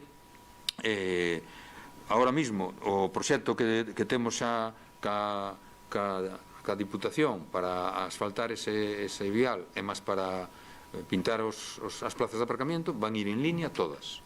E se van facer outros espacios tamén. Se vai facer unha beira rúa polo lado que está en frente ao bar praia, naquela zona que hai verde, ali se vai facer unha beira rúa para que a xente poida camiñar, porque non sei se vos dades conta que hai unha zona verde e plazas de aparcamento, non hai zona de tránsito. Aí se vai facer unha beira rúa tamén e tal.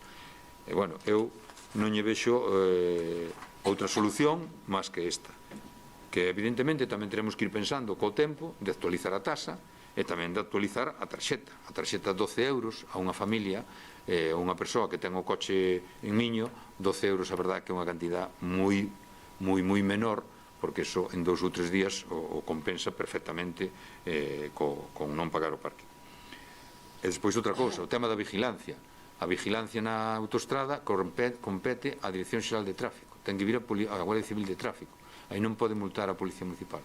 E xa vos digo, a Policía Municipal multa. E ben que multa, Entón, bueno, eu vexo que tedes boa intención, pero creo que por este camiño non se pode ir. Eu creo que iremos vendo máis adiante, cando se poñan as líneas dos autobuses, e sobre todo o de cobrar. O de cobrar é, vamos, eu creo que é totalmente adecuado.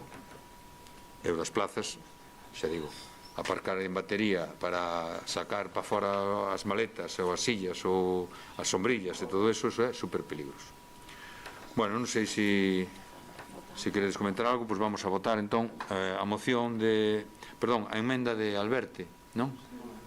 Non aceptades, non. Vale, pois entón votamos a emenda, votos a moción, perdón, a moción do Grupo Popular, votos a favor da moción, 4 votos a favor, votos en contra, 8 votos en contra, entón se desestima a moción.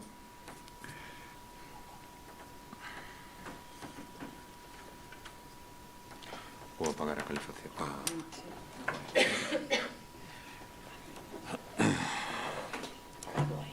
Bueno, entón pasamos á seguinte moción, que é a moción do Grupo Municipal do Partido Popular para o apoio ás medidas da Xunta de Galicia fronte aos incendios forestais. Bueno, aquí tamén hai unha moción do Grupo do Mixto BNG,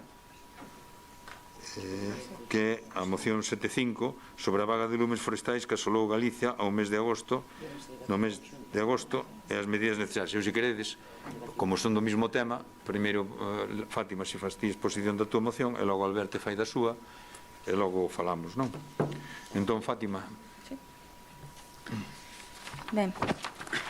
Galicia sufriu no mes de agosto de 2025 unha vaga de incendios forestais de magnitudes sen precedentes en Galicia. A provincia de Ourense concentra a maior parte dos focos con incendios de gran magnitude xunto con outros en municipios da provincia de Lugo e zonas da provincia da Coruña e Pontevedra.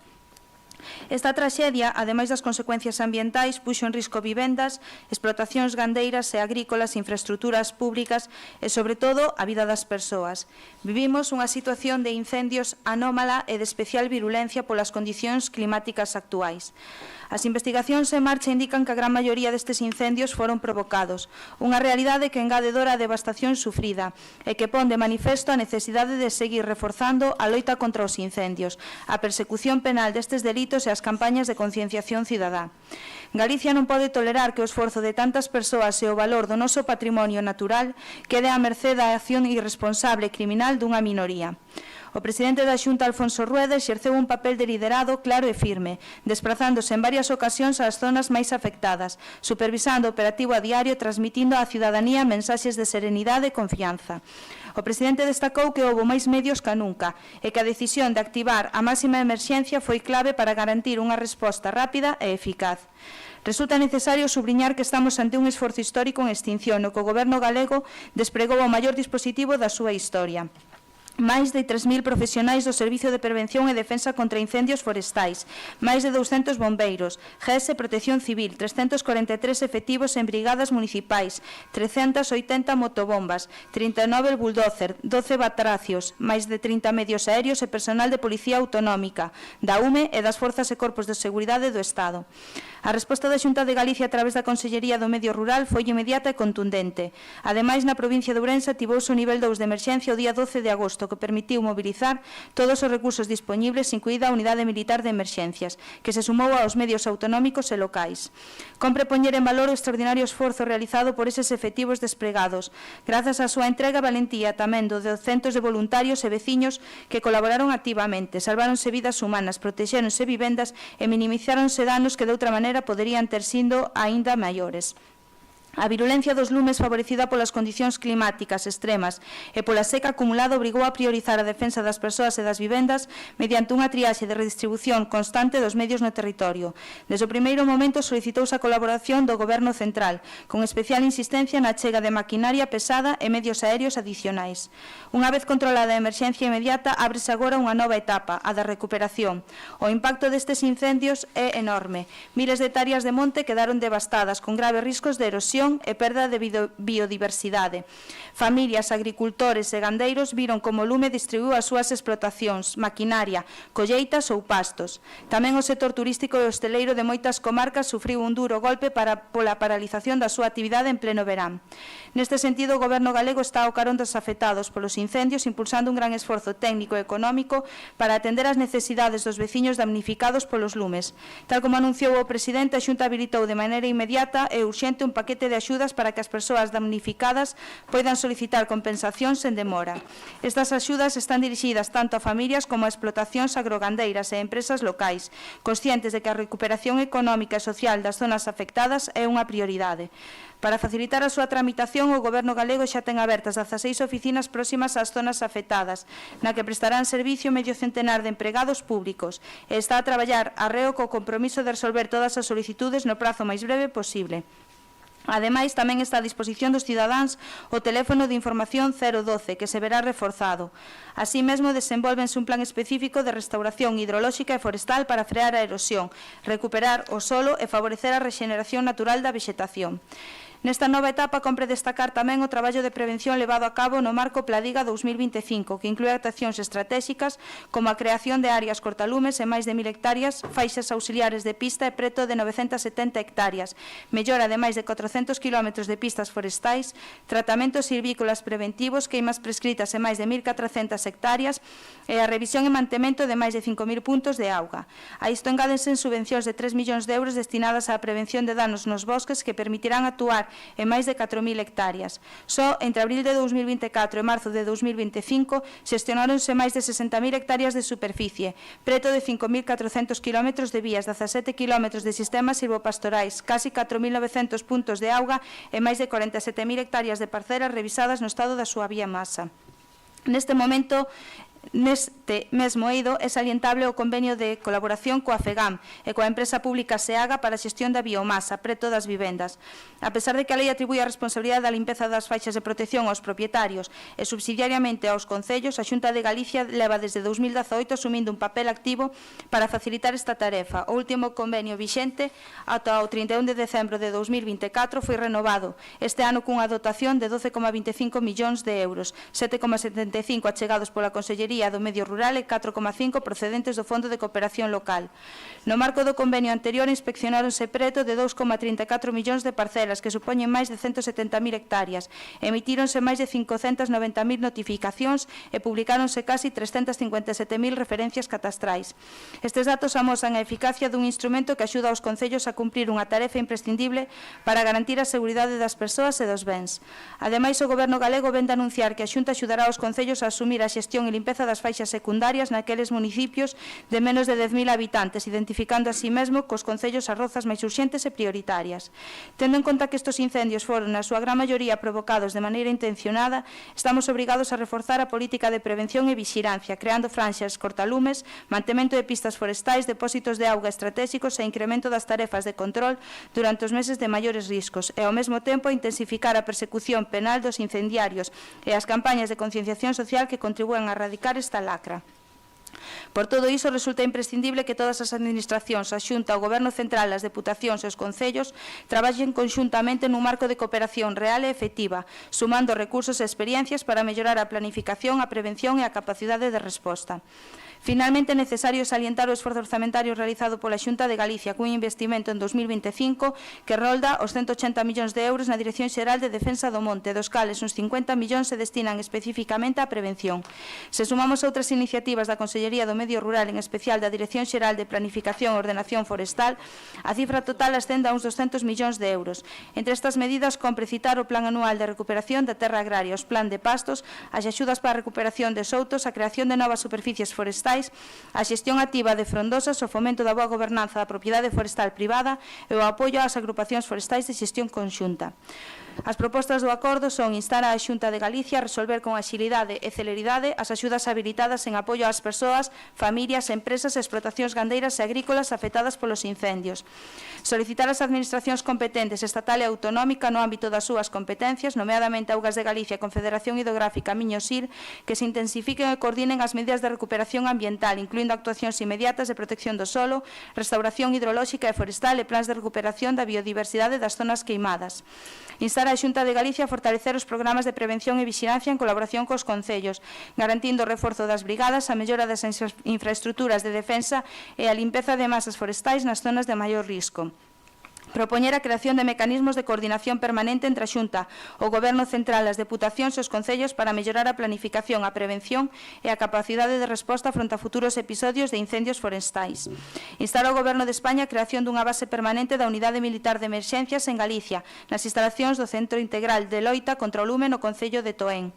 Dar traslado deste acordo ao Goberno de España á Presidencia da Xunta de Galicia, a Consellería do Medio Rural, as Deputacións e a FEGAM, convidando a todas as administracións a sumar esforzos no camiño da prevención, recuperación e defensa do noso territorio.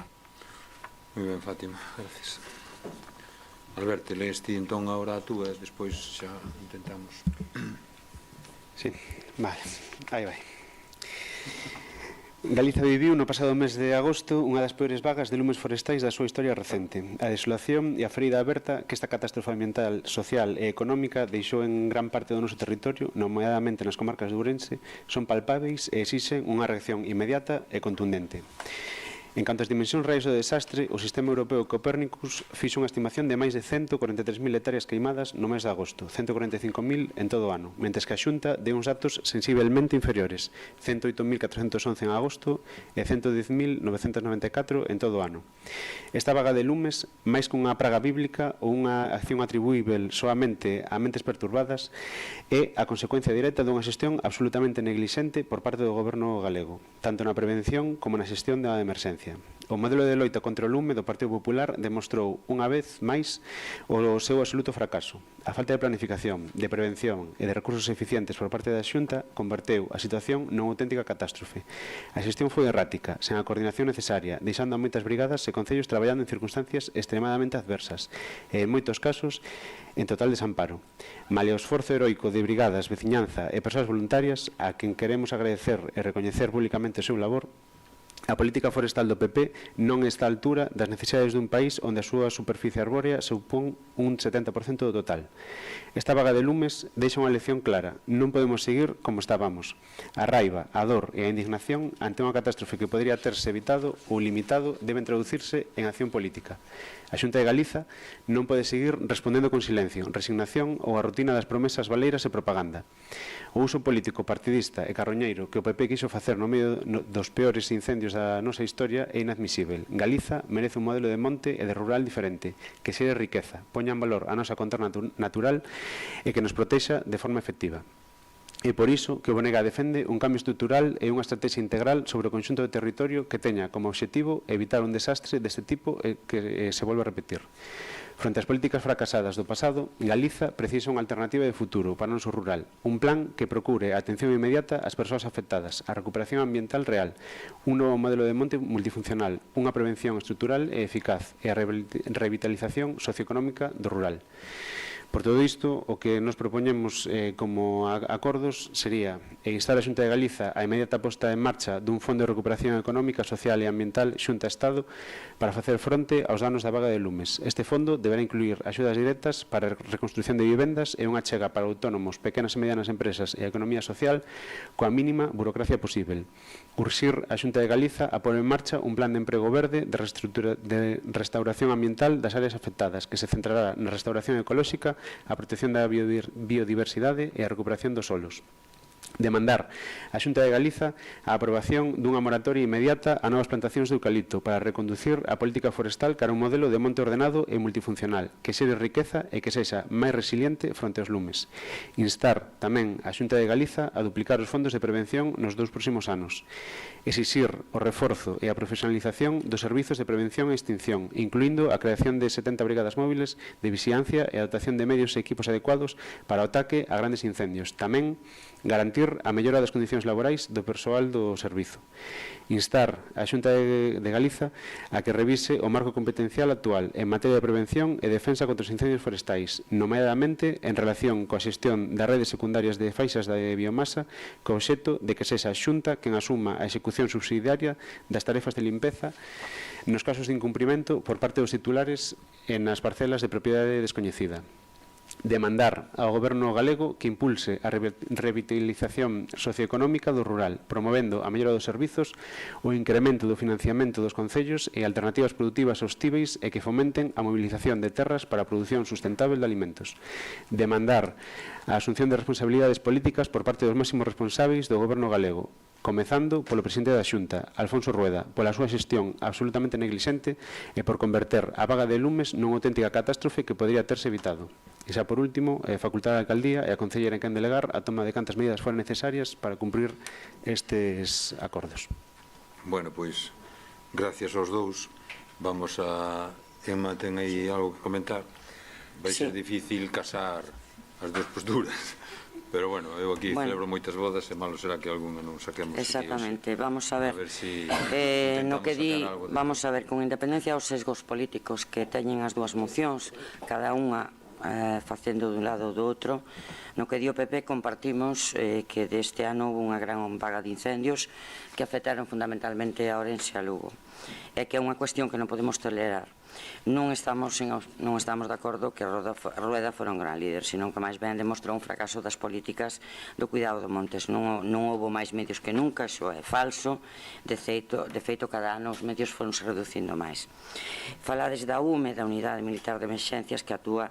Vamos a ver, aquí hai unha normativa que debíamos acatar e debemos contar a verdad, porque nós estamos no Concello de Miño e os veciños merecen sabelo. Nós, afortunadamente, tuvemos a suerte de non ter incendios, houve un pequeno incendio en Leiro, pero non tuvemos a desgracia que se viviu en Ourense ou que se viviron en zonas de Lugo. A UME actúa a petición das comunidades autónomas en caso excepcional cando hai unha emergencia nacional por decisión do Goberno Central. Entonces, como funciona? A comunidade autónoma fai a solicitude a través das autoridades de protección civil, solicita a intervención da UME ante unha emerxencia que requira a súa axuda. En situacións de moita envergadura ou que afecten a todo o territorio nacional, é certo que o Goberno pode decidir a intervención da UME sin solicitar a comunidade autónoma. E unha vez que está activada, a UME actúa sempre baixa a dirección da autoridade de emerxencia da comunidade autónoma, colaborando con ela. E a UME ponse a disposición, unha vez está no territorio, ponse a disposición das autoridades da comunidade autónoma para contribuir á seguridade e ao benestar dos ciudadanos aportando recursos e persoal especializado. Por lo tanto, que se activara o nivel 2 de emerxencia, como decides, non implica a actuación da UME, teno que pedir ao presidente. Según a Lei 3/2007 de Prevención e Defensa contra Incendios Forestales de Galicia, no seu artículo 5 dice que as competencias en materia de incendios forestales son exercidas polo Consello da Xunta pola Consellería competente en materia forestal. O presidente da Xunta preside este Consello, é dicir, Alfonso Rueda non é un espectador, é o jefe do Goberno que debe responder pola estrategia, a coordinación e a execución do Plan de Defensa do Monte. O artigo tamén desa mesma lei establece que corresponde á Xunta de Galicia a elaboración do Plan de Prevención e a defensa contra os incendios forestais de Galicia. O Plan Pladiga que creou a Xunta en 2025, a aprobación dese plan corresponde ao Consello da Xunta a proposta da Consellería tras escoitar o Consello Forestal de Galicia. É dicir, non é o que se está contando. Non hai unha lista de concellos como tal que teñan un plan de prevención, senón que isto establecese para toda a comunidade autónoma. Nós concretamente temos un plan de prevención de incendios desde que foi aprobado aquí, desde que nos adherimos ao convenio con SEAGA e a FEGAN. Bueno, pense que aprobaron un plan de prevención das faixas secundarias. E agora vamos falar do de SEAGA, vamos falar do convenio entre a Xunta e a SEAGA. O presidente Rueda anuncia en prensa estes días, a min dixome moita xente, que agora van limpar os montes a Xunta. Iso é falso, iso é falso, iso é falso. Estes convenios de colaboración entre a Xunta, a FEGAN e SEAGA naceron no ano 2018. Nós ainda non estábamos aquí. Nos enterámonos destes convenios no ano 23.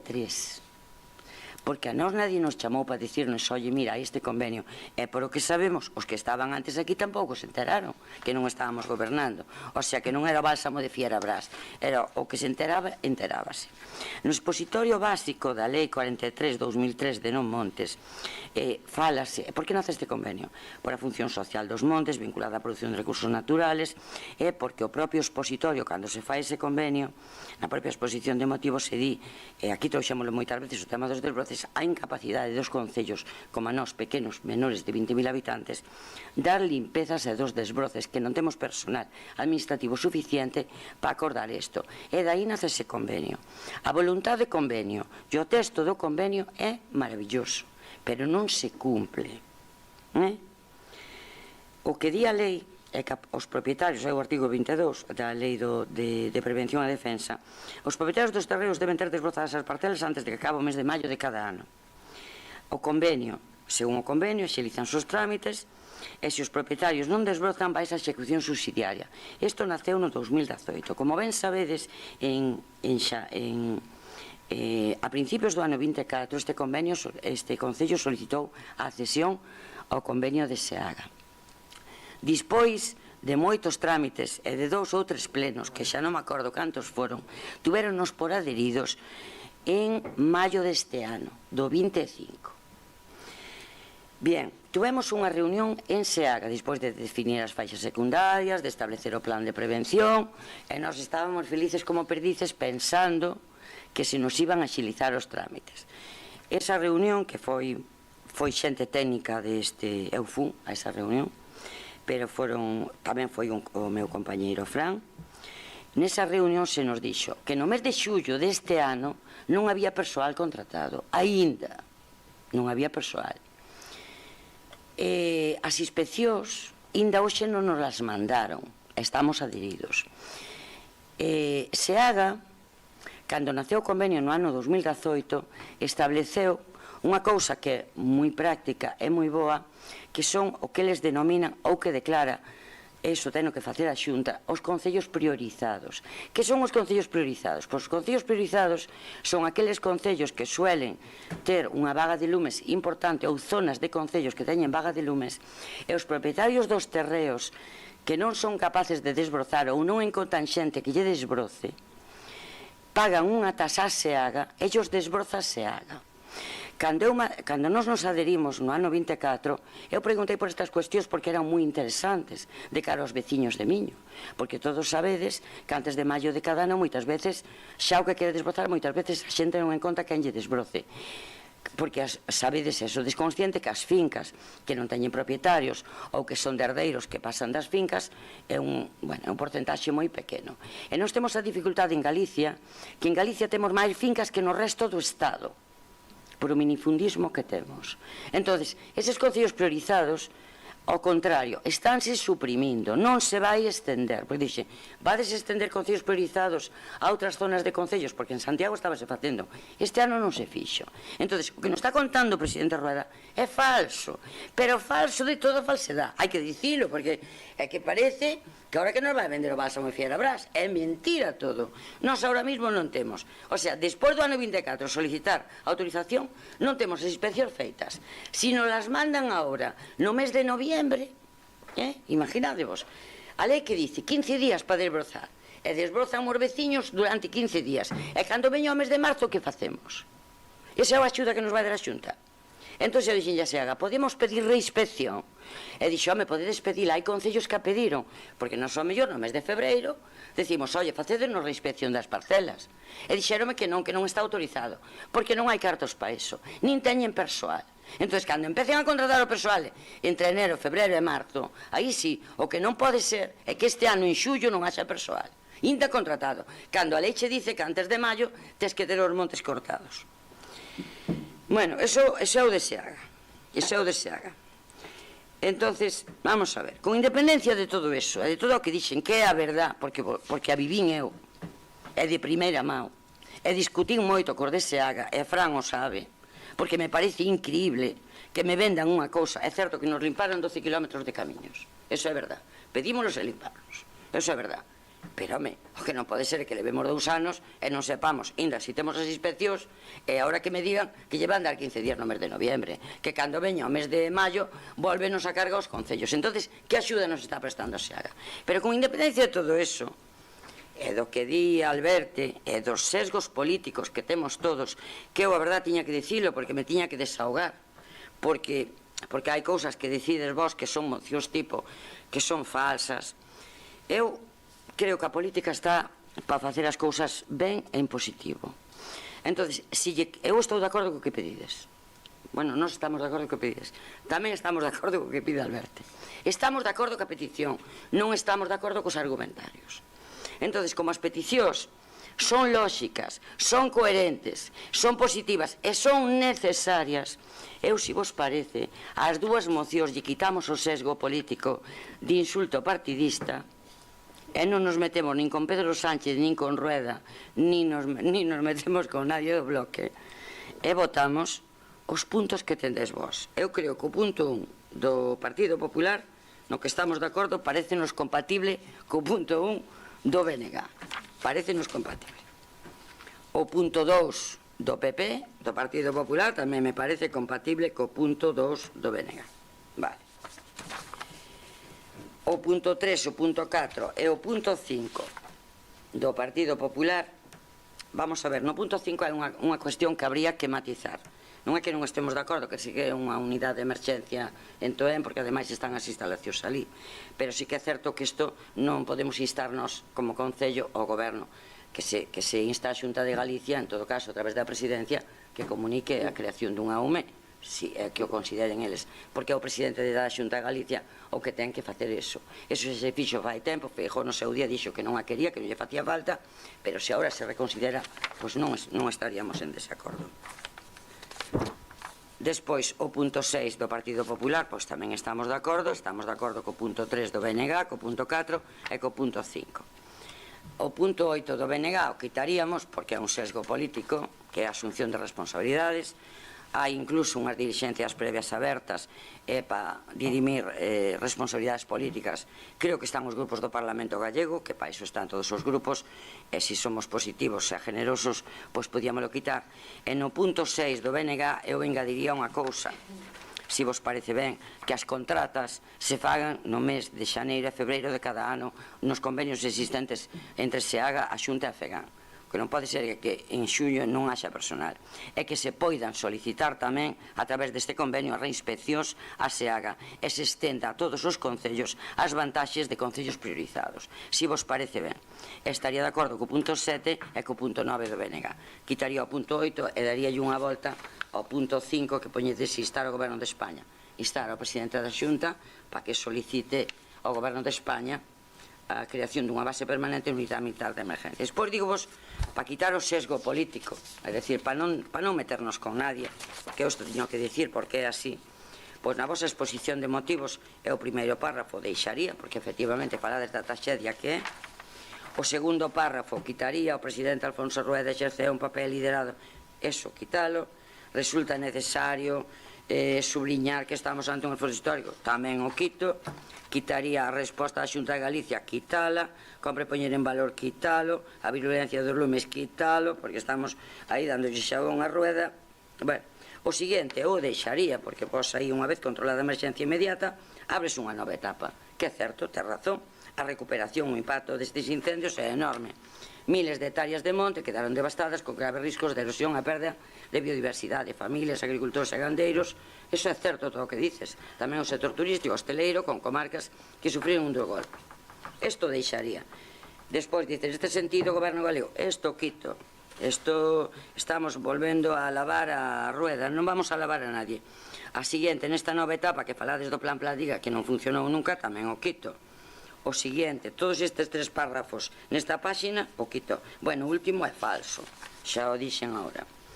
Despois, dos seguintes, eu deixaría eses outros 2 da seguinte páxina, deixaría, tendo en conta que estes incendios foron, na súa gran maioría, isto deixo, provocados de maneira intencionada, estamos obrigados a reforzar políticas de prevención, vixilancia, creación de franxas, cortalumes, isto sí que é necesario. E por todo eso, tamén, resulta imprescindible que todas as administracións, a Xunta, o Goberno Central, as Diputacións e os Concellos traballen conjuntamente. Isto é lógico, nun marco de cooperación real efectiva, sumando recursos e experiencias, para mellorar a planificación, a prevención e a capacidade. O resto, quito e as propostas, estou de acordo co matiz esta do punto 5 que se insta a través do presidente da Xunta.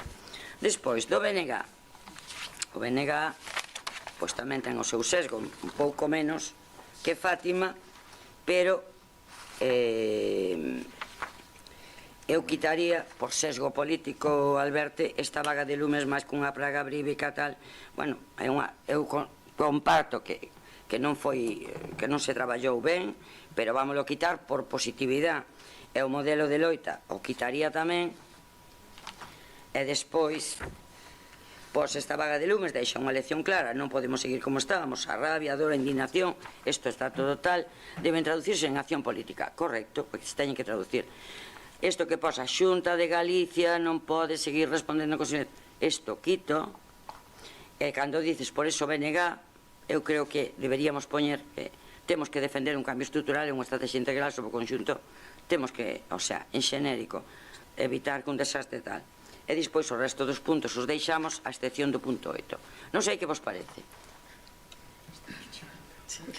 Bueno, eu si queredes antes de que opinedes, porque eu creo que vai ser moi complexo refundir todo. Claro, eu se vos parece quitamos os sesgos e poñemos as peticións que estamos de acordo con elas. A ver, pensando en como ao final se vai redactar a ata vai se redactar e vai incluir na ata, vais incluir a moción tal cual está exposta polo Grupo Popular e vais incluir a acta do Grupo BNG, Mixto BNG.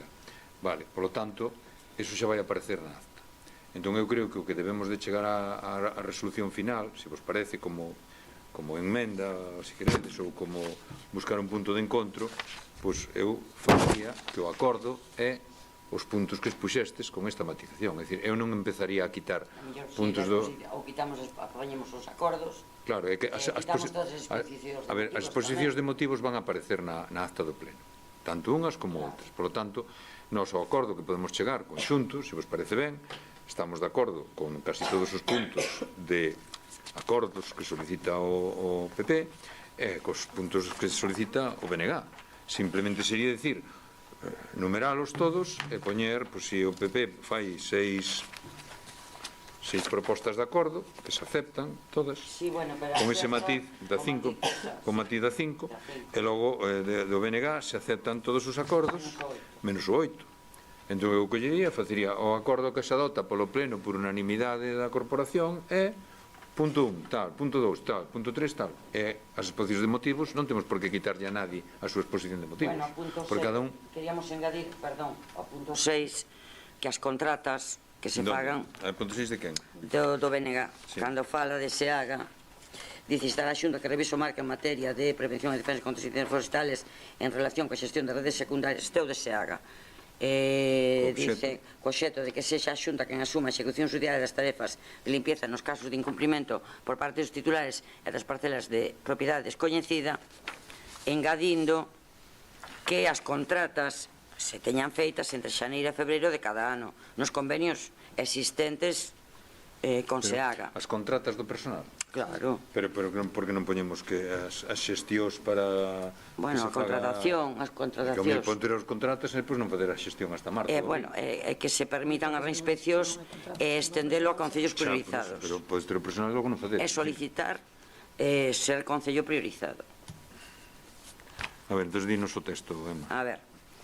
Que as contratacións... Por parte dos titulares en as parcelas de propiedade descoñecida, bueno, eu aquí engadiría das parcelas de propiedade descoñecida ou coñecida pero ilocalizables, porque a veces sabes quen é o propietario pero non das localizado. Pois está en Uruguai, un Cuba ou por onde está. Punto ahora, non? Ahora, punto. Que as contratacións se teñan feitas entre xaneiro e febreiro de cada ano. Contratacións de persoal. As contratacións de persoal. Entre xaneiro e febreiro de cada ano nos convenios existentes con SEAGA. Entre xaneiro e febreiro? Home, claro, porque en xullo, xa ves tú. En xaneiro e febreiro. Se acepten, se admitan reinspeccións a SEAGA Se admitan a SEAGA que faga reinspección. Sí, se admitan a reinspección. Solicitudes de reinspección. Se admitan solicitudes de reinspección e se establezca e se nos conceda ser concello priorizado, o Concello de Miño. Non nos van a facer caso, pero vamos a intentar.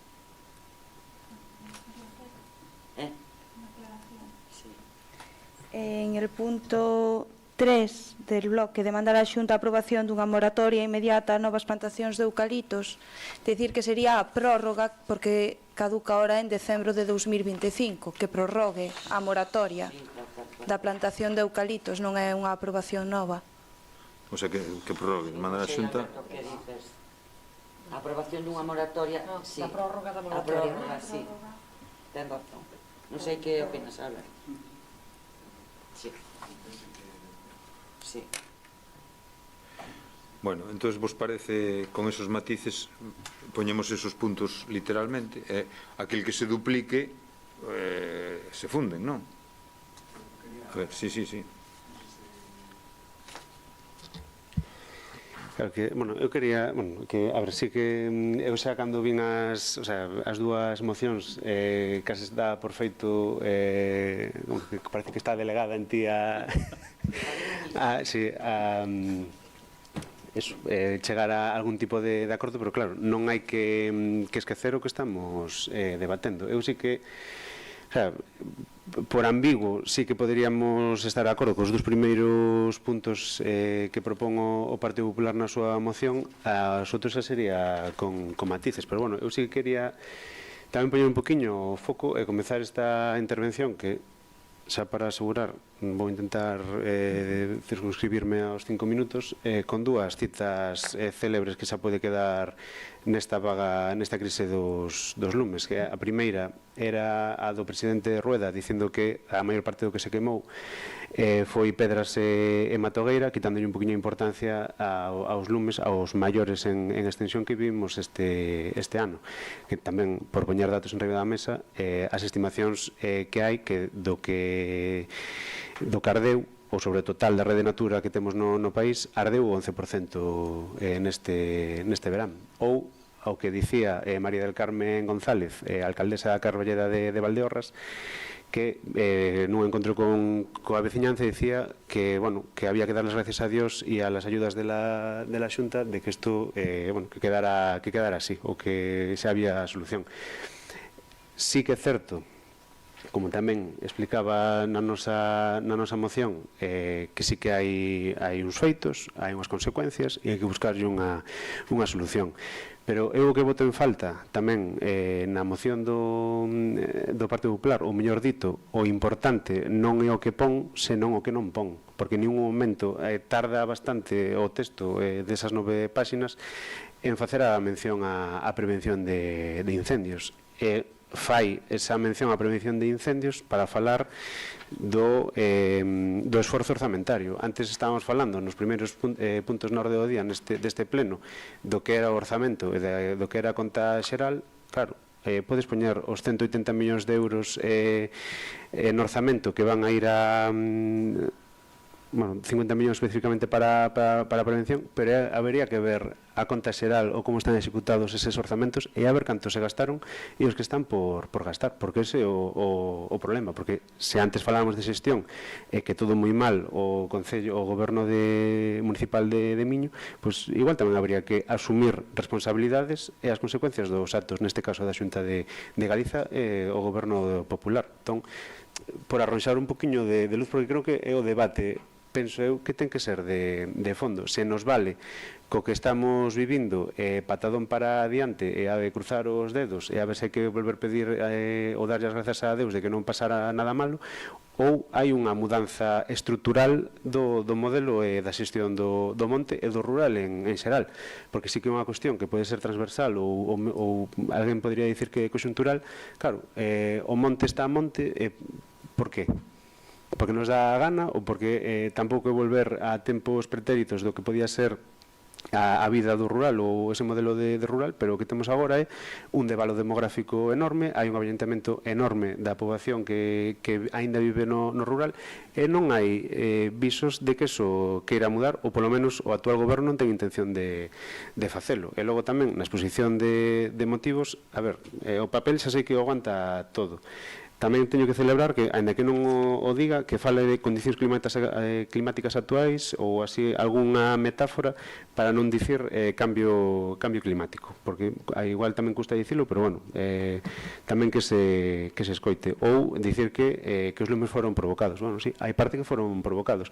Cunha mellor prevención, eses lumes provocados poderían ter consecuencias menores, en vez de falar de 143.000 hectáreas queimadas, poderíamos falar de menos. Pois, bueno, ahora non o saberemos, pero poderíamos intuir que sí.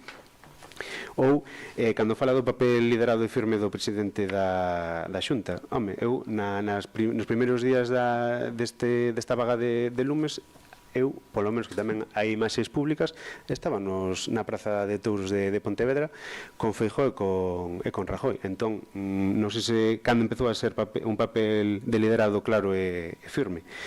Ou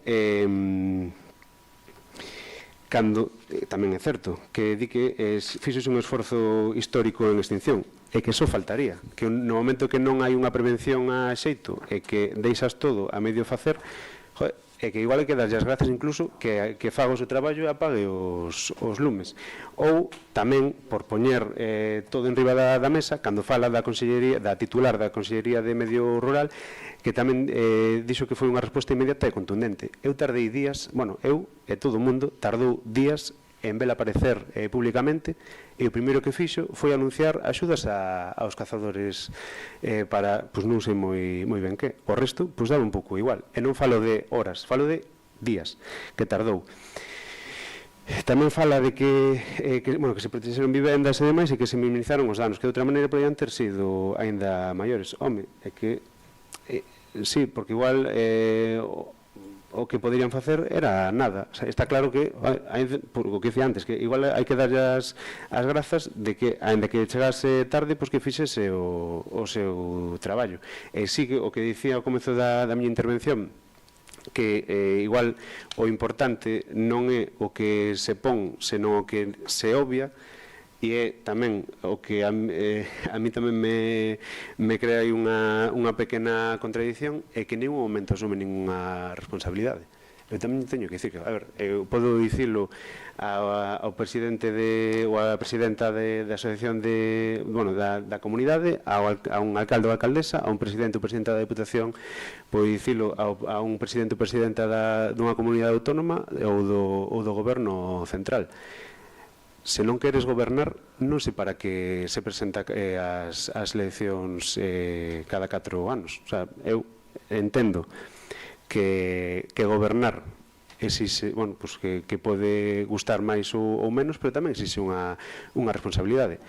Poñer en valor cando acertas, pues sen ningún problema, pero cando erras, e aquí foi estrepitosamente, pues igual tamén o que veía que pedir era responsabilidades. De aí que apareza, era o punto 7, se non me equivoco, 8, demandar a asunción de responsabilidades políticas por parte dos máximos responsables do goberno galego, porque nos tiveron nunha situación de completa indefensión. Entón, non sei, o sea, sí que hai un sesgo político porque ten que habelo, ten que haber opinións políticas porque ten que habelo, o sea, aquí cada quen pode ser do seu pai e da súa nai, pero, bueno, penso que é algo obxectivo que o goberno da Xunta non estivo a altura nesta crise dos lumes. Entón, non está de máis pedirlle responsabilidades.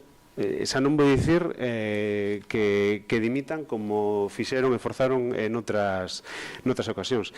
Eu non sei se xa dicir que me conformaría con que en algún momento asumisen que o que fixeron non estivo a altura das circunstancias. Entón, xa para rematar, non sei se, vendo que todo case é aceptável, menos algúns puntos, que se voten por por separado, pero é que se o punto de cisma é pedirlle a quen goberna responsabilidades, pois non sei dicir apaga e vámonos. E logo, na cuestión na moción que presenta o Partido Popular, sí, os dous primeiros puntos son aceptables porque son en parte ambiguos ou mesmo ou coincidimos con eles, pero bueno, que non deixa de non asumir responsabilidades e de forma, non sei se velada pola redacción da proposta de acordos, no punto 3, por exemplo, que di programas de prevención e vixilancia en colaboración cos concellos, garantindo o reforzo das brigadas. Non sei a quen está pedindo o reforzo das brigadas, se tamén aos concellos ou é directamente a Xunta, porque,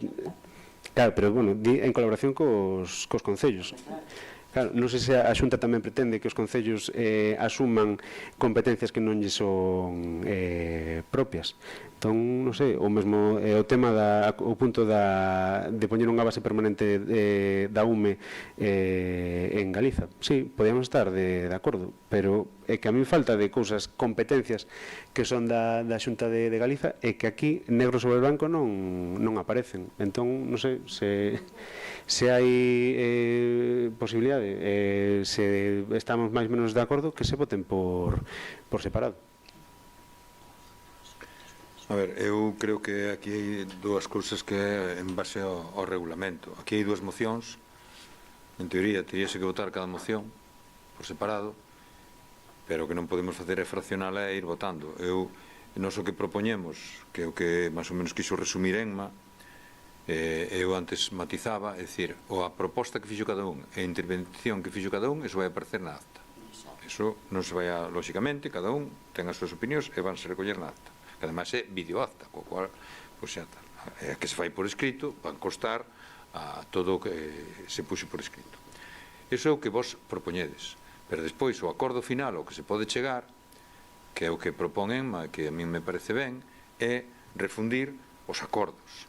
O sea, eu non quixera votar a moción enteira do Grupo Popular porque eu non votaría a favor, nin tampouco votaría a favor da moción enteira do BNG.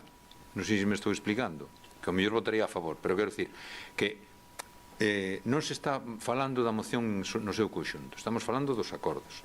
Ti propós algún acordo do Grupo Popular, pois é un acordo ambiguo, non sei que, non sei canto, bueno, pero ti tes aquí propostas que se aceptan tamén, se aceptan todos, menos a de demandar a asunción de responsabilidades, porque o que quixemos facer foi fusionar as peticións que nos parecen construtivas e de futuro. Demandar asuncións de responsabilidades tamén é construtivo, pero claro, se nos propoñemos que haxa unha unanimidade, o Grupo Popular non vai aceptar eso. Entón, claro, pero entón, claro, ou se acepta a enmienda ou non se acepta a enmienda, e daquela votamos as mocións. Entón, claro, eu creo que podemos sacar algo de 100, sacamos 98, ou sacar 0, 0, 0. Eu creo que é mellor sacar 98 que non sacar nada, porque eu creo que neste acordo que vamos a adotar, se chegamos a adotalo, vamos a mandar á Xunta e vamos a mandar ás administracións ás que instamos aquí, vamos a mandar a decir, mira, a Corporación en Pleno de Miño adotou este acordo. Eu creo que iso dá máis forza que non mandar nada, porque no momento en que se rechace non se manda nada. Bueno, é verdad que eu estou de acordo co que dices, Alberto. Desde logo creo que Enma o explicou, está de acordo en que efectivamente aquí hai unhas responsabilidades políticas, pero bueno, eu creo que eso está ben. Se queredes se vota. Se non estades de acordo en asumir eso, pois teremos que votar a moción no seu conxunto cada unha. Entón, eu creo, por un espírito construtivo, o digo, eu intento sacar de aquí algo, é dicir, estamos aquí reunidos 13 personas, 12 personas, máis secretario e interventor, máis interventora e secretario, e levamos un rato largo falando deste tema. Eu creo que é mellor sacar algo en positivo que non sacar nada. Bueno, claro, agora se decides, oye, vamos a fusionar as dúas mocións con toda a exposición de motivos, eso é imposible, porque son dous puntos de vista totalmente antagónicos. Entón, non fusionemos as mocións, pero fusionemos as propostas de acordo. É dicir, a exposición de motivos xa está exposta. xa vai quedar na acta, xa consta aí. Calquera que vai a ler a acta ou vexa o vídeo desta sesión vai ver a exposición de motivos de cada un. Pero despois, de aí a que vai un escrito á Xunta ou non vai, ou a Xunta, ou non sei, a quen estamos aquí, a Xunta, creo, pois, ou non vai nada á Xunta ou vai algo, por lo menos que vai a algo. Entón sale que en miño, oye, que non quita que ti, desde o teu punto de vista, demandes as responsabilidades políticas por parte dos máximos responsables do goberno galego e podes facer unha roda, mañá unha nota de prensa, unha roda de prensa, ou que sea, sabes? Non sei se me estou explicando que con isto non quero condicionar o voto, pero bueno, eu estou dicindo que a min me parece, eu intento tamén ser un pouco equidistante e neutral, non? Porque un pouco é función do alcalde tamén intentar defender as posicións de todos os grupos, pero claro, eu, se queredes, votamos cada unha por separado. Eu propoñería o que dixo Emma, creo que me parece bastante constructivo. Sí. Sí, por resumir, sí que desde o BNG aceptaríamos a emenda de engádega no punto 6, non aceptamos eliminar o punto 8. Tamén por dicir, prefiro que se vote por separado. Nos, evidentemente, a moción do BNG votaríamos a favor, e a outra, tamén a do Partido Popular, perdón, por non afondar o suficiente, aínda que estamos en parte de acordo co que recollo os acordos, a exposición de motivos, bueno, esa sería outra cuestión, pero simplemente nos absteríamos na votación.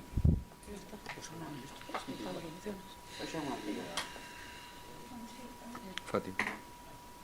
Bueno, eu quería respostarlle a Alberto. Non que intentei evitar o debate da política, pero bueno.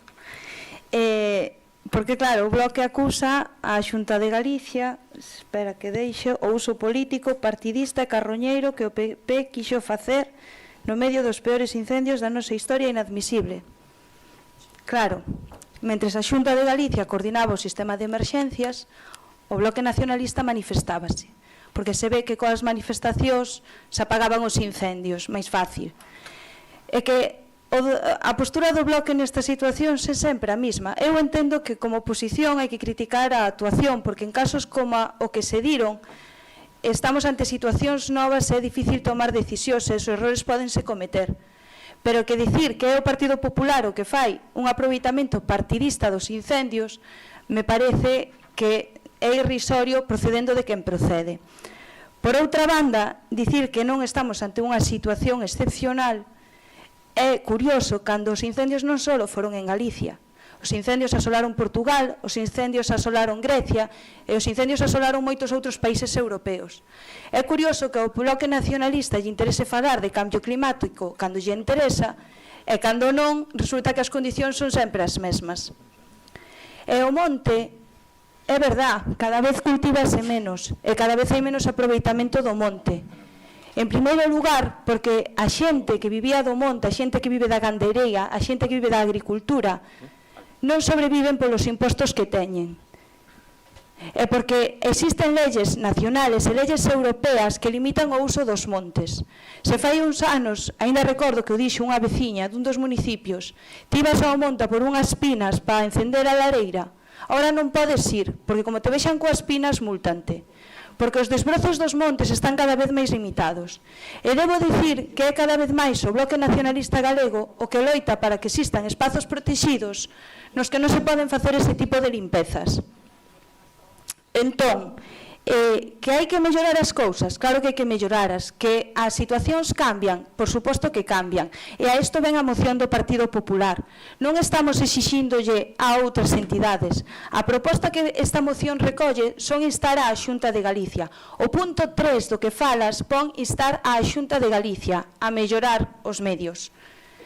Porque esta situación levou a Xunta de Galicia a ver que hai cousas que hai que mellorar. E dai parte un bo goberno, en ver cando unha situación está complexa, en que hai que buscar solucións. E unha vez se solucionou o inmediato, que era extinguir os incendios, adoptar, como fixo a Xunta coas axudas que xa están disponibles para todos os afectados, eso é un bo goberno. Ou adoptar medidas unha vez que se controlou a emerxencia. Porque debo dicir, e así se viu, que os gandeiros recibiron comida xa nos primeiros días para que o seu gando puidera comer. Todo xestionado pola Xunta de Galicia. Así que a Xunta de Galicia non estuvo ausente dos problemas dos galegos nese momento. O que estuvo ausente é o Bloque, que lle interesa sacar as bandeiras e facer barullo como fai sempre. Así non se goberna, gobernase desde donde hai que estar, e gobernase vendo os errores que se cometeron e traendo o que hai que cambiar. Bueno, pois eu... Bueno, a ver, alusións é seguido, estamos aquí... No, pero esa paro. A ver, creo que no medio da crise o BNG outras formacións políticas foron bastante comedidas que dicían, primeiro, o importante é apagar os lumes e logo xa depurar responsabilidades. Non foi a portavoz nacional do BNG a que estivo polo monte vestido de zapatitos cunha manguera apagando lumes. Tamén hai que dicir, hai un precedente, é certo, hai lumes que tamén se pode dicir sen problema.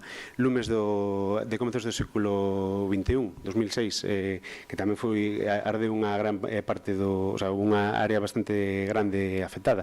Intentáronse poñer medidas, do que tamén, non sei se viches nos medios, tanto escritos como na radio, que falaban de que había metido nun caixón unha serie de medidas, non sei, un decálogo ou 50 medidas ou 100 medidas que case como se fixeron, meteronse nun caixón. E dentro desas medidas falaban da xestión do monte e de acotar as plantacións ou a través mesmo de plantacións de especies non pirófitas protexer o monte. Esas medidas, despois do bipartito, quedaron nun caixón. Hai un precedente no 2017 que tamén houve unha importante vaga de lumes. Non sei que cambiou do 17 ao 25, pero igual a resposta é nada.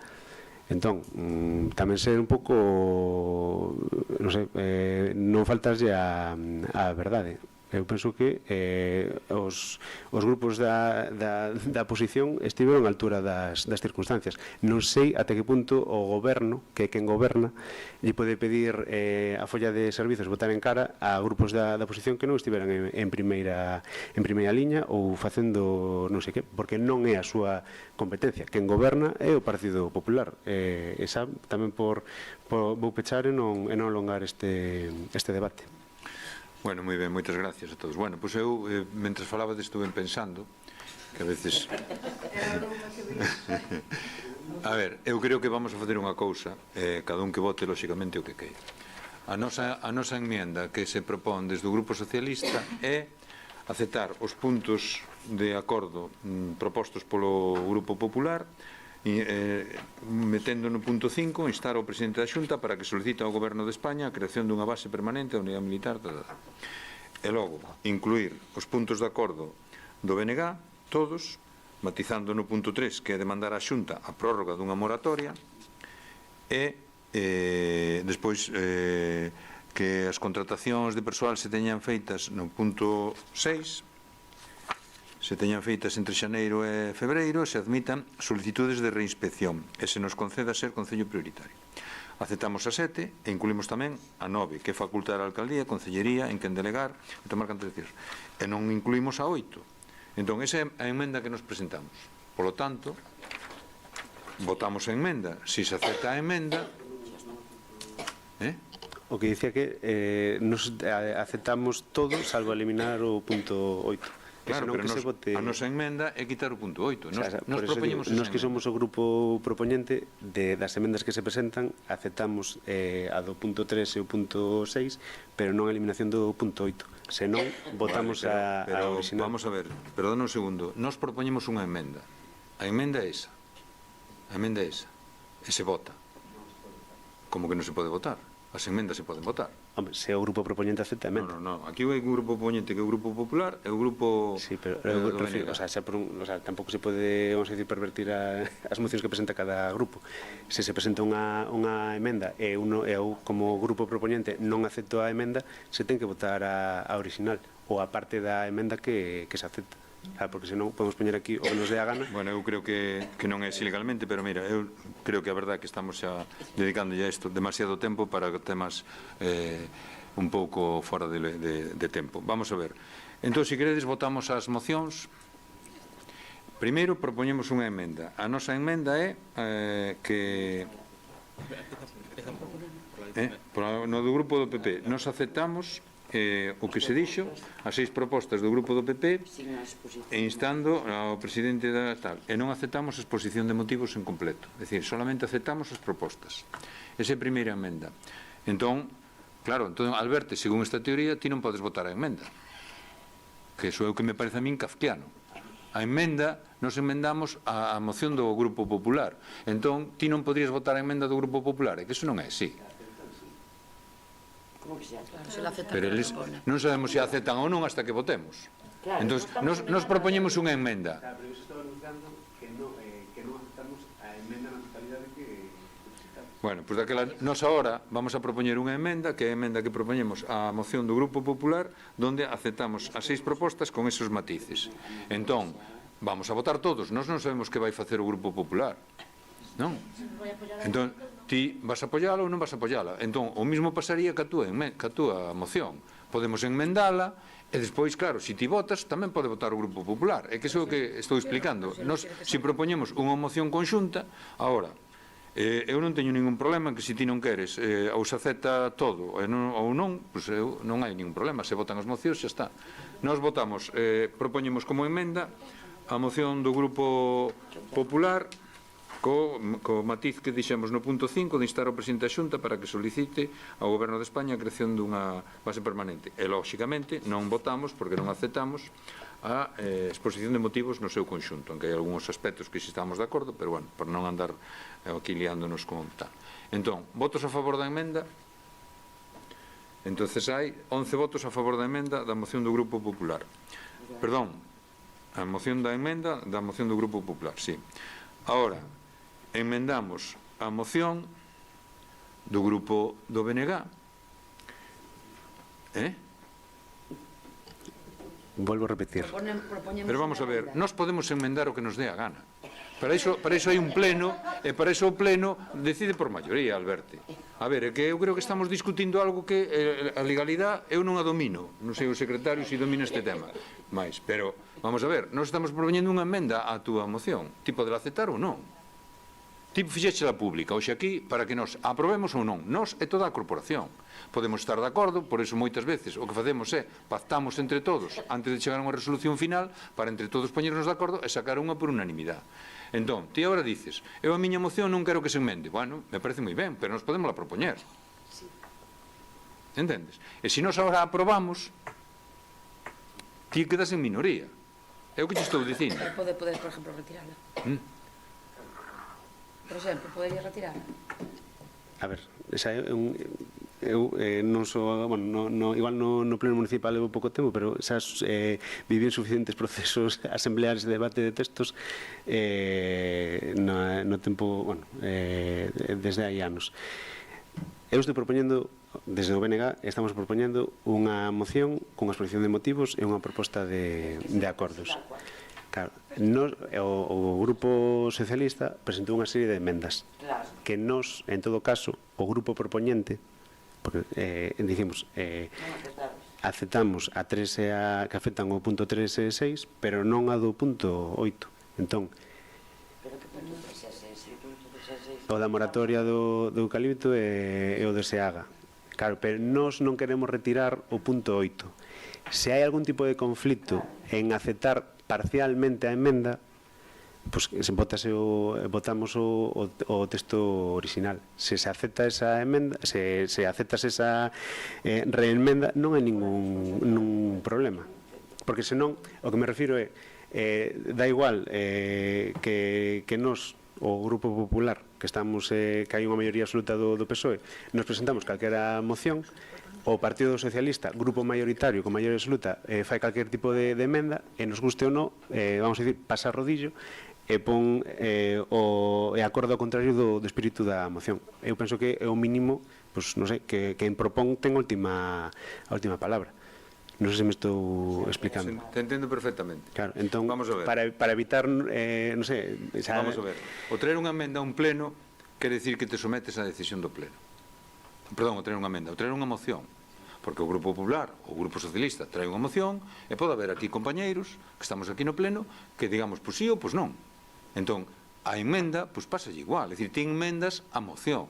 Que pasa? Que ti traes unha moción donde a emenda a podemos facer nós, a pode facer outro grupo e tal. Claro, iso é o xogo das maiorías. Pero, bueno, eu para non intentar facer desto un debate xurídico, porque iso, lóxicamente, se corresponderá a outros ámbitos, se pode consultar para o futuro telo claro, eu, se ti queres, votamos a moción a túa no conxunto.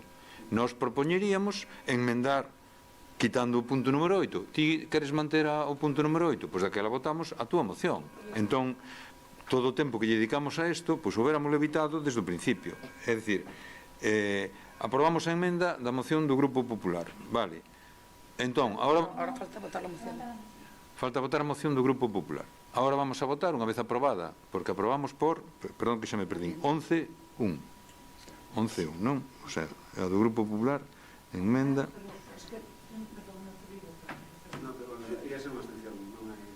A túa é abstención, vale. No. Vamos a ver, e agora nós propoñemos a emenda, pero agora vamos a votar a moción do Grupo Popular incorporada a emenda, vale? É dicir, se elimina, non se elimina da acta, pero se elimina dos acordos a exposición de motivos e se cambia no punto 5 aquilo de instar ao presidente da Xunta. Entón, votamos a moción do Grupo Popular ca emenda que acabamos de aprobar por maioría. E agora votamos todos, Alberti, porque ti tamén podes votar. Entón, votamos votos a favor da moción con esta emenda, 11 votos a favor. Alberti, votas en contra ou abstención? E antes non había opción, non hai que aprobar a emenda á moción. No, Xa fixemos, acabamos de aprobar. es que si haces la enmienda al texto, quiero decir, se vota el texto enmendado, no el texto original. Ahora votamos el texto enmendado, ¿no? Sí, tal cual está. Ahora a continuación vamos a votar. Ti agora te das conta que nós agora votamos, imagínate que propoñemos unha emenda. Bueno, nós agora poderíamos propoñer unha emenda e votaríamola. Entonces, bueno, pois veña, nós non propoñemos ningunha emenda á moción do BNG, aunque nos gustaría aprobar os puntos do BNG, salvo o número 8, porque entendíamos que queríamos sacar aquí un consenso de tal. Entón, ti non queres que se propoña a emenda porque ti eres o propoñente e tal. Bueno, xa miraremos legalmente como eso e xa o aclararemos para o futuro, para outros casos. Por lo tanto, vamos a votar a moción do BNG na súa totalidade, tal como está.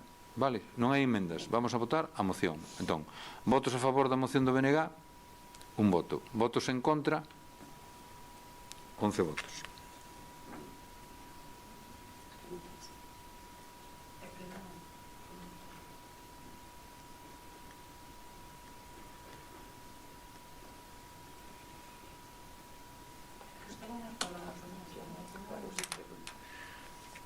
Bueno, aclararemos isto legalmente como é, pero ahora mismo quedou así a cousa.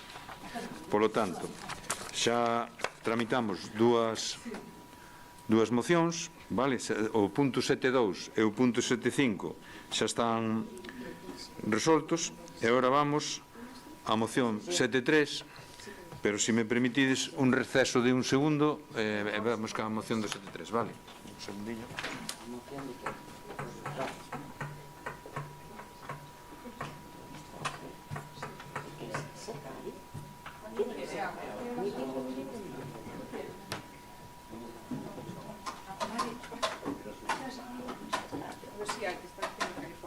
¿Hay poco que? Sí, no queda. No queda. La nevera no queda nada. bueno, yo cojo la de... Pero No hay fuera, tampoco. no, se puede llenar en el baño. Fresca no va a estar.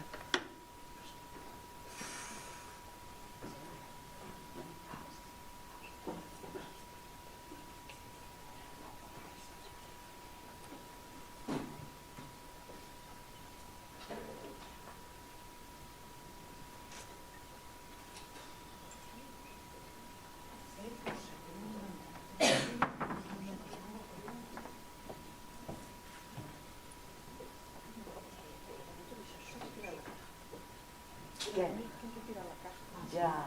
Sí, pero fue que...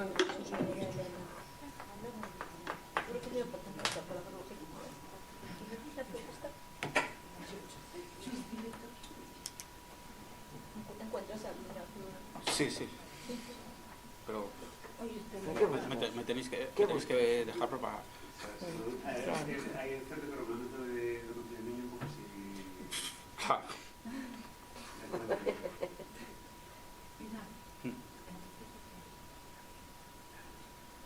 No, es la de ayuda a domicilio. ¿Otra vez?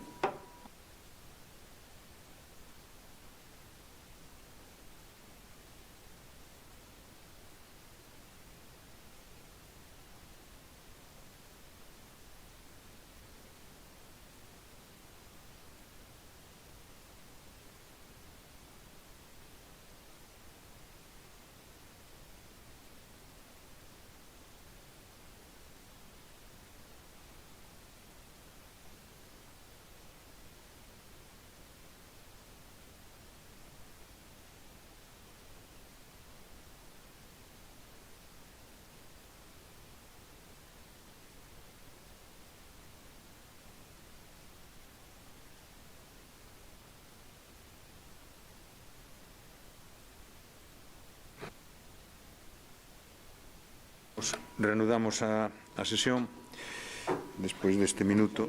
Vamos a ver, punto 7.3, que é a moción do Grupo Mixto BNG para avanzar no benestar animal en Miño, coa creación dunha praia canina e zonas de esparcemento. Alberto. Nos últimos anos, o número de cans experimentou un incremento considerável e palpável no noso concello, non só pola propia dinámica demográfica, onde ano tras ano o censo de poboación non deixa de medrar, tamén é reflexo da crecente presenza destes animais nos fogares de Miño e da importancia que teñen para moitas familias como parte esencial da súa vida cotiá.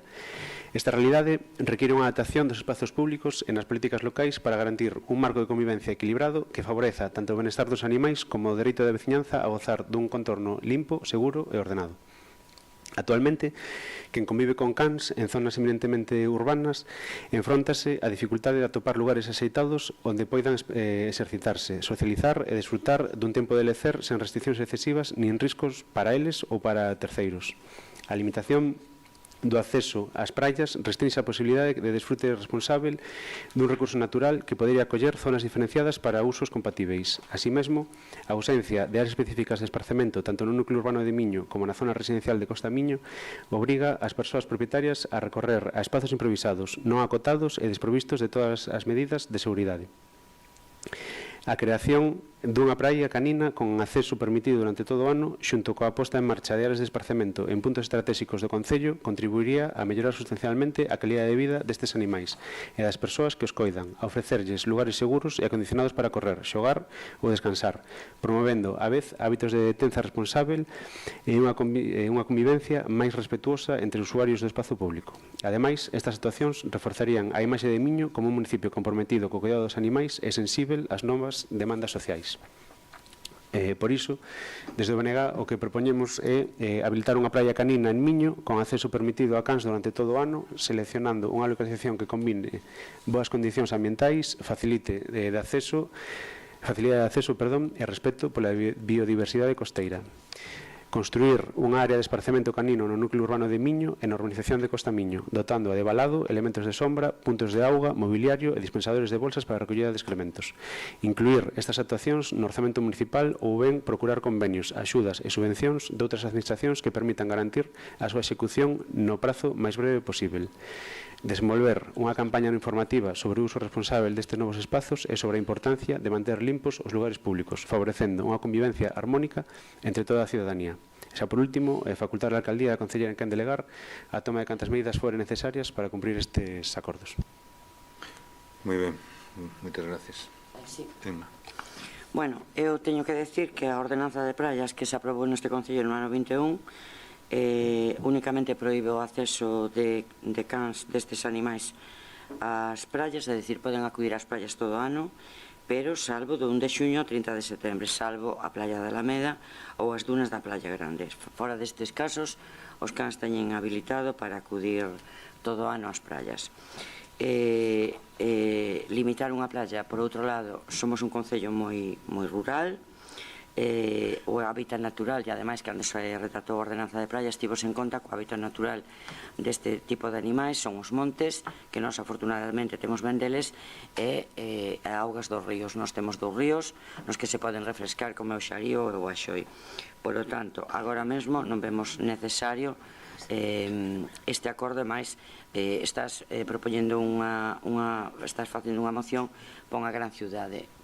Non é o noso caso, é dicir, se me falas da Coruña ou de Santiago ou de Barcelona ou de Madrid, vale, pero no Concello de Miño hai espacios máis que suficientes, sobre todo os montes, que é o hábitat natural. O tema das limpezas, pois é un caballo de batalla que levamos neste Concello bastante tempo, concretamente aquí a compañeira que está ao meu lado, con cartéis e con todo o respeto das defecacións dos cans, as orinas e demais. Entonces, eso, vamos, iso é unha cousa que temos que facer campañas de concienciación ciudadana para que os donos dos cans recollan os excrementos. Por outro lado, hai espacios verdes que consideramos suficientes, sin ter que habilitar na temporada de verán, limitar unha playa, cerrala ás persoas para que poidan para que teñan esparcemento, cando temos ríos máis que suficientes e zonas de auga para que os animais se poidan estar e teñan o seu benestar. Por iso vamos a votar en contra.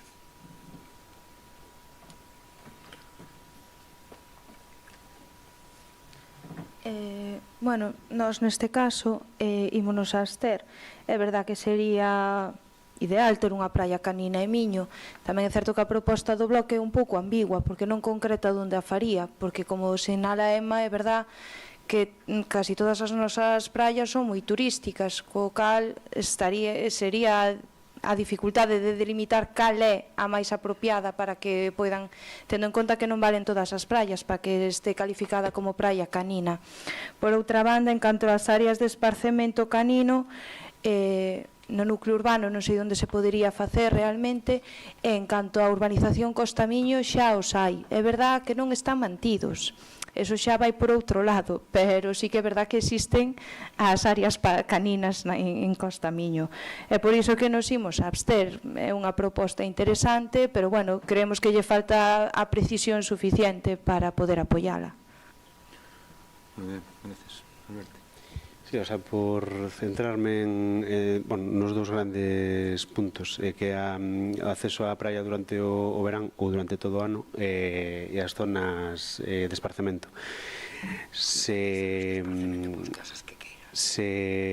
atendemos que de setembro a maio ou de setembro a xuño é unha realidade, ainda que sí que habería peros, como digo, e así recollemos por unha cuestión de respeto á biodiversidade costeira, porque sí que hai zonas que mesmo teñen figuras de protección, e outras praias que a nivel de valor ambiental son máis cativas.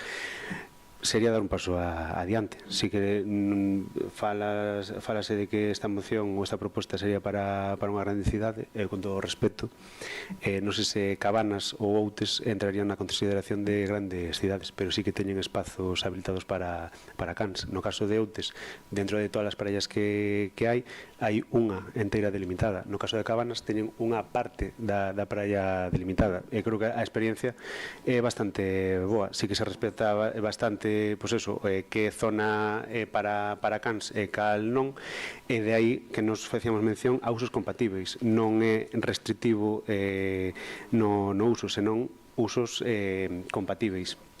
E no tema dos espazos de esparcemento tamén consideramos que unha cuestión interesante, porque sí que é certo que, claro, haberá moitos fora, que de considerar que o hábitat natural do can é o monte, que non desea ser un animal domesticado, non sei até que punto sería correcto afirmar iso, e que dentro do núcleo urbano ou fora dentro do termo municipal de Miño non podes levar o can ceibo pola rúa. Claro, entón o que ven a facer a creación deses espazos é dicir, Ainda que admitimos nas zonas eminentemente rurais, que é certo que pasa, non podemos negar que esa realidade se dá, que de que a xente vai co can ceibo, tamén por cuestións de tráfico, de que a poboación é menor, que podes ir polas pistas en case sen problema e demais. No caso das zonas eminentemente urbanas, tes esa restricción a soltalo. Entón, tamén polo benestar animal ou por intentar avanzar nese benestar, poder ter unha zona acotada onde podes soltar o can que poida socializar con outros animais, pois entendíamos que era positivo, porque, bueno, se tes, por poñer un exemplo, sí que hai moitas razas, pero se tes algún can que a súa raza esa de presa, tipo galgo, claro, ou necesito unha intensidade de exercicio de actividade bastante máis elevada que outros. Entón, levalo sempre coa correa, non sei se pode ser contraproducente. E tampouco acotamos onde poderías darse esa praia con acceso canino ou a cans durante todo o ano por unha sinxela razón, porque habría que valorar que igual o BNG non ten as ferramentas ou todas as ferramentas asitadas para facelo, de onde sería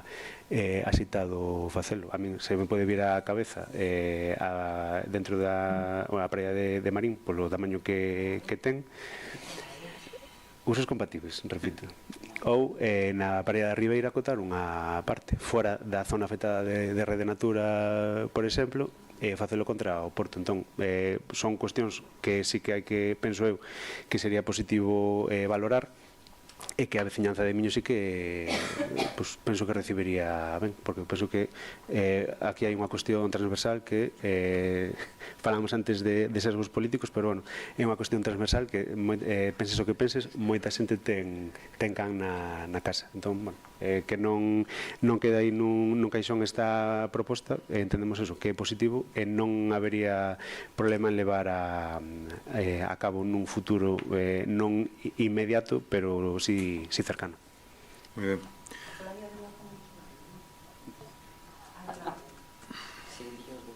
Bueno, gracias a todos polas intervencións. A ver, creín entender que propós ou a praia de Marín ou parte da praia da Ribeira.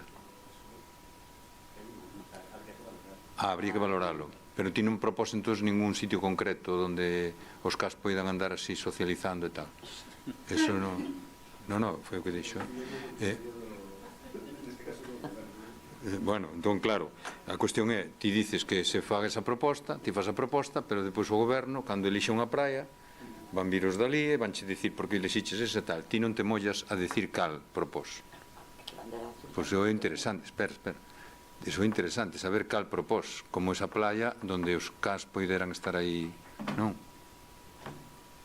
Eu repito, as dúas propostas que dicen podría ter encaixe, habría que ver se se pode facer, pero vale. Bueno, pues, entón, en base a eso, queria che comentar dúas cousas. Primeiro, eu teño entendido que a bandeira azul é incompatible con eso que ti solicitas, é dicir, se ti o que pretendes ou crees que é posible que unha praia que ten bandeira azul poidan estar os cas ali libres, pero creo que teñen que ir con correa sempre.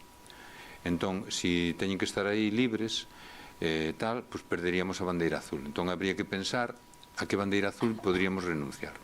Segundo, na zona do Porto hai unha praia que se foi facendo naturalmente cos sedimentos de area da contorna, que despois da lonxa, e chamanlle, de feito, conoces como Playa Can.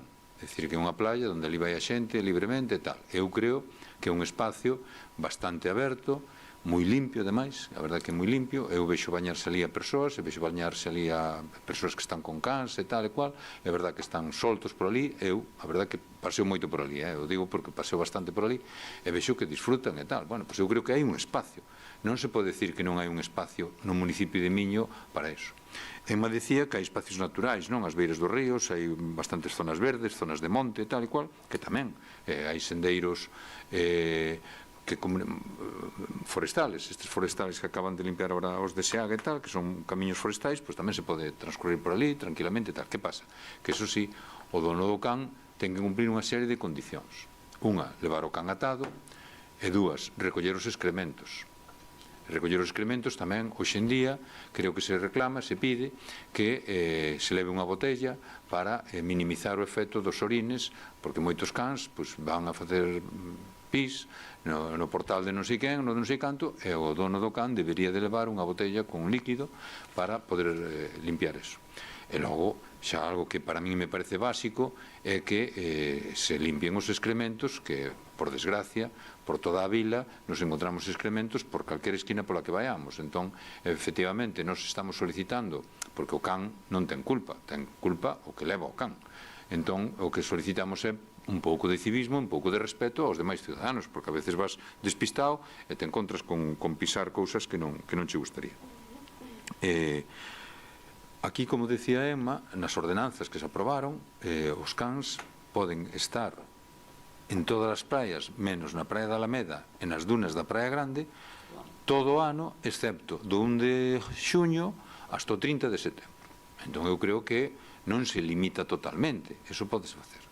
Logo, que habría que ter en conta, que eso tamén se fixo, se falou deso, o digo porque me lembro de cando falamos desta ordenanza, temos que ter en conta que hai animales domésticos. Home, a ver, animales domésticos, sabemos que hai xente que ten animales domésticos de outros países e tal e cual, pero sin ir a eso, ao final os cabalos terían dereito ou non terían dereito? Porque claro, habría que pensar, claro, porque hai xente en Miño, hai unha sociedade cabalar. Eu recordo de chamarlle a atención a Policía Municipal, ainda non era eu alcalde, de chamarlle a atención a xente que tiña cabalo e que iba polas dunas, polos picotos, e chamabanlle a atención e tal. Entón, isto é un tema máis complexo do que parece. Logo, se decidimos, non unha playa inteira, pero se decidimos acotar a parte dunha playa, habría que ver que límite se lle pon. Habría que poñer unha alambrada, ou habría que poñer un tipo de valado, porque claro, o can non entende de si é esta zona ou é aquela zona. Entón, teríamos que ver como se limita eso. Eso, claro, eso requiere darlle unha volta, porque claro, estás como facendo acotacións, non? Estás como impedindo que algúns usuarios das praias pois non vayan a esa zona porque ali están os cas e tal e cual, porque hai xente que lle gustan os cas, hai xente que non lle gusta. Eso tamén hai que compatibilizalo. É verdad que cada vez hai máis xente que ten animales domésticos, e é verdad tamén que antiguamente o que tiña animales domésticos tiña hortas para telos e tal, e andaban os cas soltos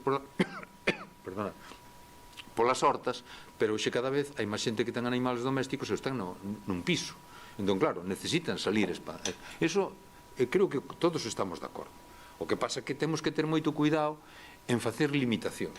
Isto é, cando se regula, é verdad que hai que facer límites, hai que facer acotacións e tal, pero temos que combinar o dereito de todos os ciudadanos e o dereito de todos os animales. Por exemplo, nós aquí en Miño, pois había un problema co tema das colonias felinas, é un problema que se resolveu.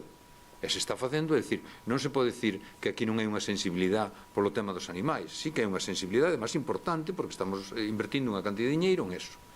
Eu creo que no tema das mascotas, en este caso dos cas, eu creo que temos que pensar, primeiro, as condicionantes da bandeira azul, despois hai condicionantes sanitarios, é dicir, os excrementos na praia de cas e tal pode ser contaminantes para calquer usuario que este na auga, porque os cans fan pis, excrementos e demais. E logo, incluso para os propios cas. Eu, polo que teño entendido, as almohadillas dos cas, de cando pisan na area, eso se lle fai daño, nos momentos de calor. É dicir, que a veces incluso hasta non é conveniente para o can.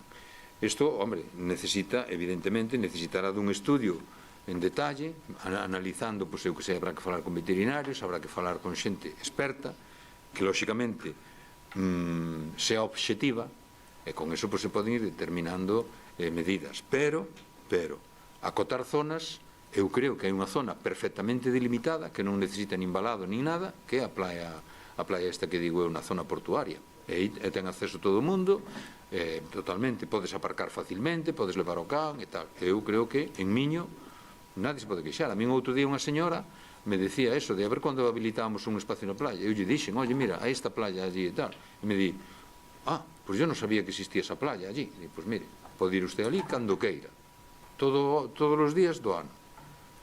Entón me dixo, pues moi ben, pues eu faderei e tal. Entón, bueno, eu creo que ao mellor non é un momento todavía, habrá que ir vendo máis adiante como vai evolucionando, e que están facendo en outros concellos, e que se está facendo sobre todo ca bandeira azul. A min non me gustaría perder a bandeira azul en ninguna das playas de Miño, porque son unha garantía de calidade, unha garantía de higiene, unha garantía de moitas cousas, turística, unha imaxe turística, e caramba, nos costou moito recuperar a bandeira azul da Praia Grande, entón eu con eso non xogaría. Entón, bueno, eu creo que me dixo que íbamos a votar en contra, pois ese é o... Que? Veña. Tamén por ser un pouco rigoroso no debate, claro, non sei se a area molesta aos cans de xuño a setembro, pero de setembro a maio non teñen... Nas zonas do calor, nas épocas de calor. Pero eu non o digo eu, eu que teño entendido que son condicións da bandeira azul por eses motivos. Vale, eu sí que é certo que tampouco que se o problema é a bandeira azul, o sea, tampouco hai problema, dicir, bueno, nos o que propoñemos é isto, que tampouco se falou dos canis ou dos espazos de desplazamento, pero bueno, centrándonos na cuestión da praia ou de habilitar unha praia para uso dos cans durante todo o ano, pois estamos dicindo que de facto faise, pero formalmente tamén te poden multar por facelo, porque non podes nin levar solto nin ir ás praias. Entón, non hai problema para dicir, bueno, que se acorde isto, podemos poñer a sempre socorrida frase de instar ao goberno municipal a e dicir, bueno, pues non sei se o pleno de outubro é moi pronto, se non deixámoslo para decembro, que valore e mire se se pode habilitar unha praia para completar o uso dos cans nos meses de verán, porque aquí penso que o que estamos falando non era de limitar uso, senón ampliar o uso aos cans. Entón, bueno, era unha proposta que traíamos a debate hoxe, porque sí que nos parecía interesante, pero, bueno, tamén depende da vontade do resto de grupos para que se aprobe. Bueno, pois ti, se queres no futuro, podes traer unha proposta de que playa che parece a ti máis axeitada, estudiamos o tema.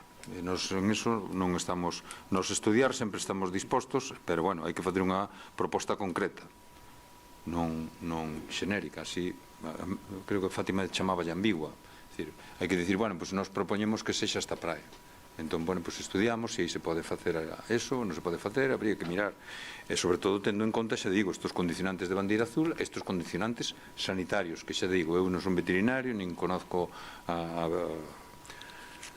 vida dos cas, pero bueno, que faceremos máis adiante cando haxa algo máis concreto, porque aquí é algo, pois sí, pero non hai nada concreto. Bueno, entón, votamos.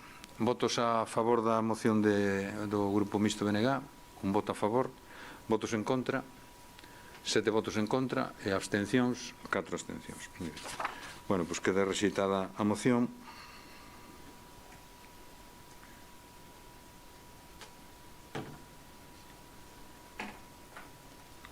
Pasamos á seguinte moción, que é a moción do Grupo Mixto BNG para a defensa do sistema público de atención á dependencia e a mellora do servicio de atención no fogar, SAF. Dou lectura.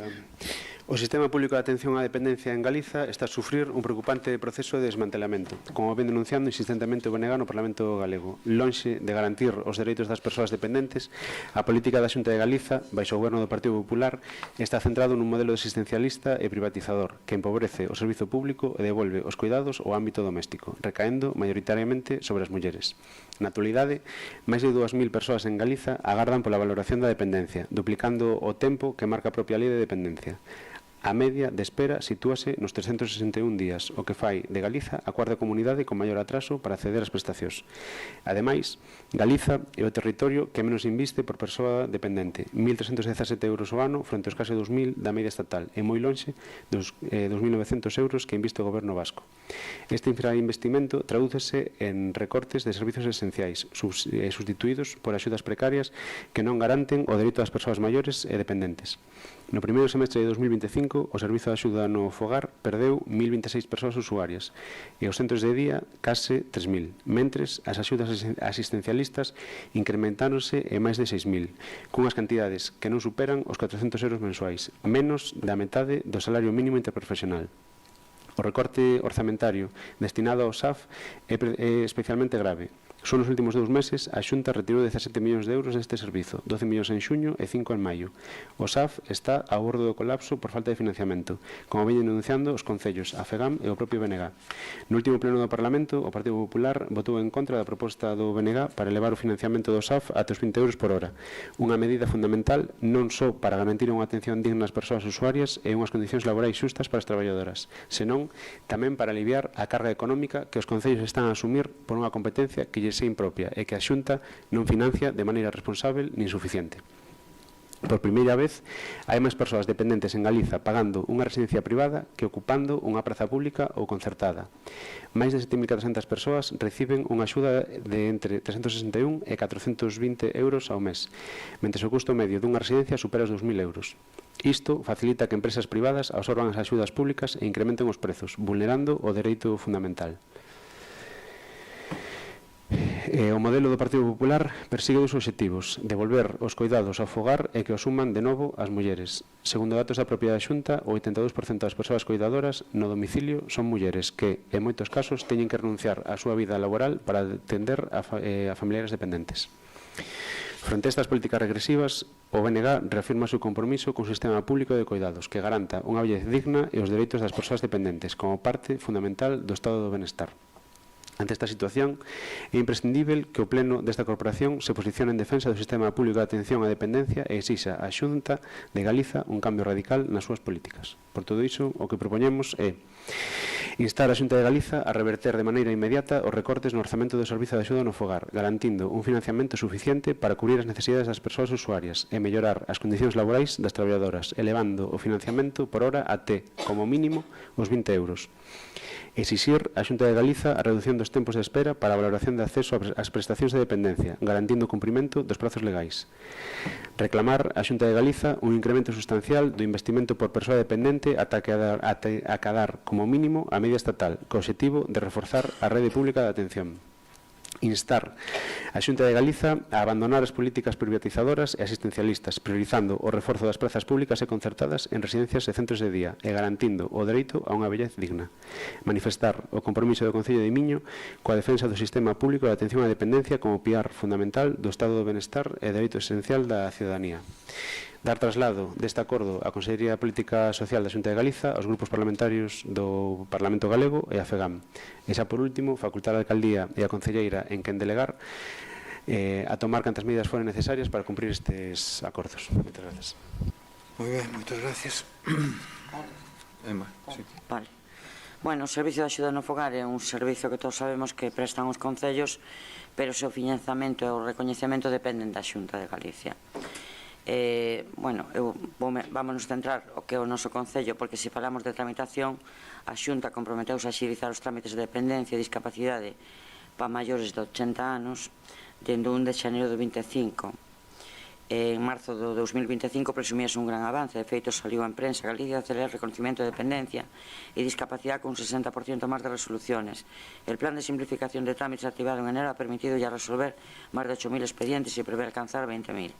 Bueno, nos falamos do noso Concello. En Miño, a día de hoxe, estamos no 9º mes do ano, ningunha das 5 persoas maiores de 80 anos que presentaron as súas solicitudes no mes de xaneiro foi inda valorada e nin siquiera foron citadas para valoración. E non falamos xa do resto de solicitudes que se fixeron posteriormente ou de outras persoas máis novas, pero que tamén necesitan ese servicio.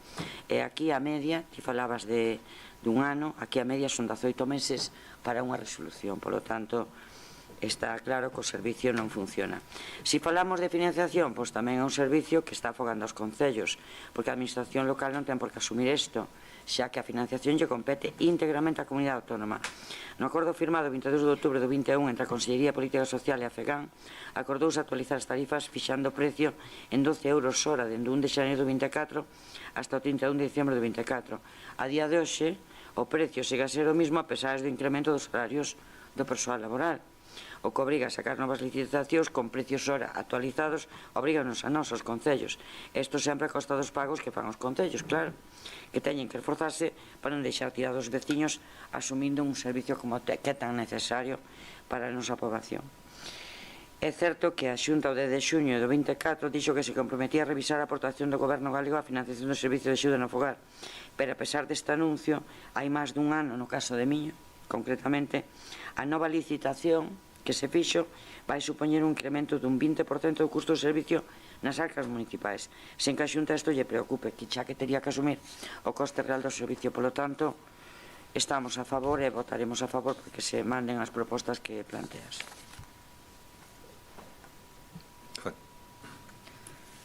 Bueno, pois en canto a esta proposta do bloque, aínda que ás veces teño a impresión de estar no día da marmota, porque xa non sei cantas veces tratamos este tema, é curioso que as mocións do bloque sigan sendo as mesmas e que non se nombre para nada o Goberno Central.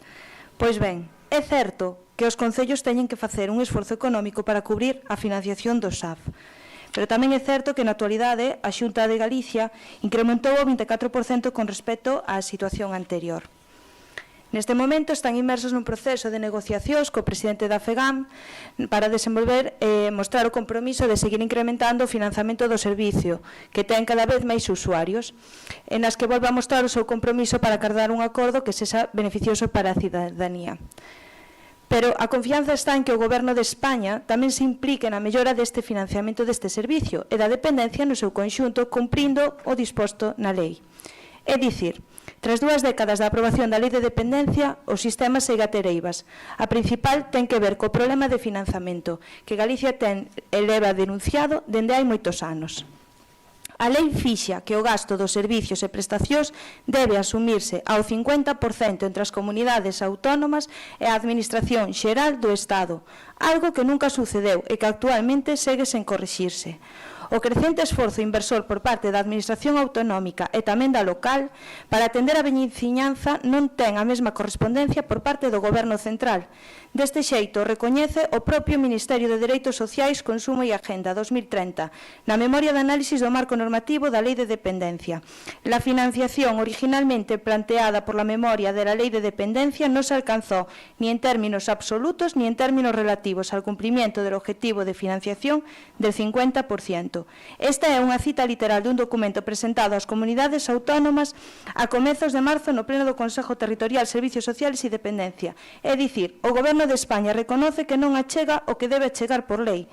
Con todo, en 2025 Galicia inviste no eido de dependencia máis de 700 millóns de euros, dos que preto o 70% proceden das propias arcas autonómicas, mentres que a Administración Xeral do Estado faise cargo da parte restante, un 30%.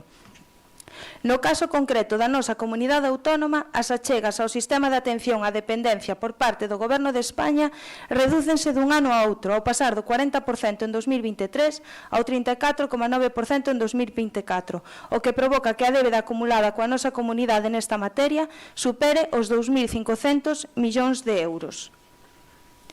En canto ás residencias e prazas públicas, Galicia conta hoxe con máis de 16.000 prazas públicas residenciais, 3 veces máis que en 2009.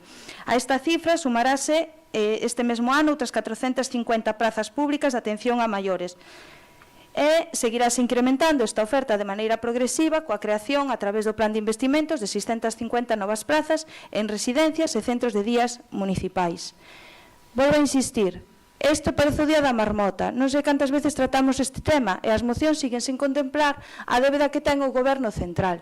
Nunhas cousas os recursos son limitados e para outras a Xunta de Galicia ten que asumir os costes que non lle corresponden.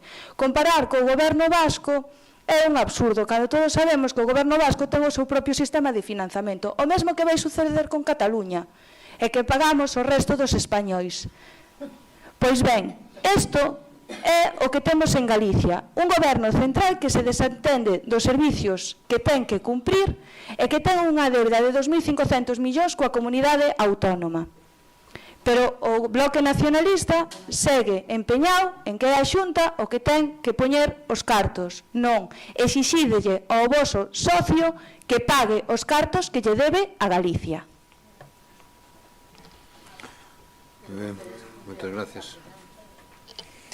Sí, non diría, o sea, eu non chegaría tanto a dicir que o día da marmota, porque sí que é certo, o sea, hai memoria e non custa nada dicilo, que o que debatimos hai non moito falábase exclusivamente do financiamento, e aí non houve problema en reclamarlle ao Estado. Mesmo eu lembro a intervención que fixen, que sí que é certo que admito os esforzos para facelo. O problema, penso eu, se queremos centrarnos en investimento ou en gasto, é que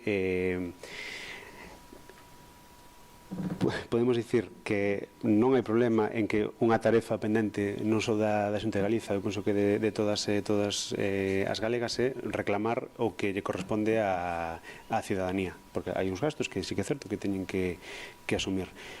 O que fai a Xunta é, bueno, non fago moito ruido ou fago ruido cando me interesa para reclamar eses fondos, porque parece que o problema tampouco é, volvo a dicir, facer unha de abogado do diablo, que o problema nace no 2018 despois dunha moción de censura. Hai que reclamar ese financiamento, é certo. Poderíamos falar longo e tendido de sistemas de financiamento, que se tanto... Non, vou pasar moi de largo. Non sei, tampouco esperaba que se puxese en valor o sistema de financiamento da Comunidade Autónoma Vasca por parte do Partido Popular. Eu encantado tamén que o digan. O problema é que o que fai a Xunta ante a falta, bueno, que fai as contas e di que non lle chega o financiamento do Estado, é non asumir unha competencia que sí que lle propia, porque eu penso que tamén a vida é cuestión de prioridades, e dicir, bueno, como a min o Estado non me pasa tanto, eu poño que me debería corresponder, e logo que os concellos se busquen a vida. Antes falábamos desa renovación do prego, do contrato do servicio de atención no fogar, que aumentaba até case ou superaba 1 millón de euros. Sí que é certo que o concello non pon o 100% do gasto. Habría que ver, seguro que o goberno ten a conta, o porcentaxe que cubre a Xunta de Galiza dunha competencia que lle é propia. É o que lastra non só este concello, senón a todos, da igual que sexa do PSOE, do BNG, de Independente ou o Partido Popular. O que lastra esa falta de financiamento para poder dar un servizo, porque tamén eu non estou aí sentado e non son alcalde, pero seguro que se o Concello de Miño, se a Alcaldía de Miño di, bueno, nós non podemos seguir asumindo o servizo de atención no fogar, os veciños e veciñas non lle van a ir a reclamar a Consellería, van a ir á alcaldía, e a alcaldía é, non sei dicir, case un mero espectador do problema que hai. Mais alá de financiamento, non sei se todo o financiamento tamén habría que mirar. Falamos do número de prazas públicas, habría que ver o número de prazas privadas, ou habría que ver canto afecta a falta de financiamento, que en parte, vamos a dicir que se están asumindo os concellos, se quedalle no seu peto algo para axilizar o período de valoración de acceso ás prestacións de dependencia. Non sei se é unha cuestión meramente matemática, aritmética e económica, ou sácase de vontade política. Entón, nós non negamos, porque así xa o dixemos en verán, cando se aprobou a outra moción, que hai unha falta de financiamento, pero, bueno, o debe da Xunta de Galiza é o que é innegable, pero, bueno, nada máis. Moi ben. Bueno, pois entón, solo dicir que nós, con este contrato que acabamos de licitar, a parte que vai financiar a Xunta supón o 52%. Hai que ter en conta que a Xunta estaba financiando 12 euros por hora de 17 nesta nova licitación para adaptarse a precios de mercado e axustarse a novas condicións da vida e os convenios, pois resulta que sacámoslo por 23 euros. Agora o que esperamos que Xunta que aporte, se antes aportaba 12, pois que agora aporte máis cantidade en precio hora. Xa non quero falar de custes, de cantas máis horas, cantas menos horas e tal, pero bueno, é verdad que o Concello nos está supoñendo un sobrecoste bastante importante, que tamén é verdad o que decías ti, que efectivamente calquer deficiencia ou calquer mal funcionamento ou calquer problema que existe no servicio, a quen veñen aquí veñen ao Concello a protestar, non van por exemplo, non, cando non che conceden as horas que necesitas porque é unha tramitación administrativa e tal e cual, pois eso a quen repercute é ao Concello, porque a Xunta non vai nadie ali a Santiago a dicirlle ao técnico dali, oye, están en Miño pidíndote 80 horas para ter a non sei cantos personas máis a atender, tardan a mellor 8 meses en darchas ou 3 meses, ou, bueno, o tempo que sexa. Claro, os veciños, os usuarios veñen aquí. Entón, é verdad que nesto en conxunto se necesita falar un pouco máis desto, porque eu creo que estamos abandonando ou se está esquecendo da problemática da xente maior, que cada vez hai máis, gracias a Dios, e cada vez a esperanza de vida é maior, e temos que ir pensando en facer máis centros, en facer máis apoio, en facer máis asistencia, e isto pois, ten un costo que evidentemente temos que sufragar principalmente as administracións competentes, que en este caso sería a Xunta, por ser unha competencia impropia, ou, bueno, eso non está ainda, non teño moi claro ainda, pero, bueno, se xa a Xunta, se xa o Goberno Central, se xa os concellos, está claro que ten que haber un apoio máis importante das administracións. Bueno, vamos a votar, porque xa nos estendimos bastante neste tema. Votos a favor da moción? Votos en contra? Entón, 8 votos a favor e 4 en contra. Queda, polo tanto, aprobada.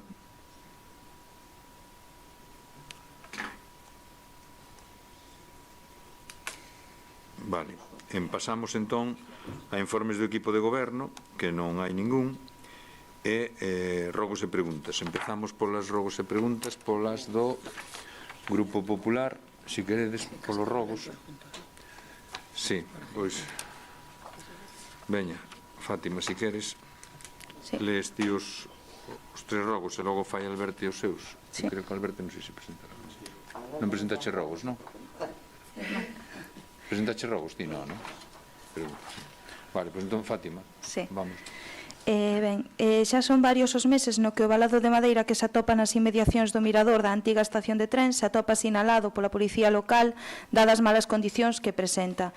Non é admisible que un lugar que pode ser moi atractivo para os visitantes e que ademais se atopa xusto na entrada do pobo presente estas condicións lamentables, sendo ademais que o Estado supón un risco para os viandantes. É por iso que instamos ao Goberno Municipal a que na maior brevidade sustitúa este valado por un novo. Como rogo número 2, xa trouxemos en 2 ocasións a necesidade de sinalizar o cruce da Picota onde conflúe con un novo camiño que o Goberno Municipal abriu para acceder á urbanización Costamiño. Ese cruce, coincidente cunha curva en o que coinciden 4 camiños, presenta unha situación de risco, polo que volvemos a solicitarlle ao Goberno Municipal a sinalización do mesmo.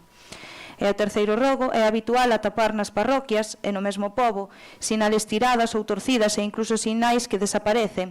Por iso instamos ao Goberno Municipal a que faga unha revisión da sinalización en todo o municipio e reemplace os sinais que se encontran en mal estado, así como os espellos que se instalan nos cruces e que moitos están rotos ou deteriorados polo que non cumpren a súa función.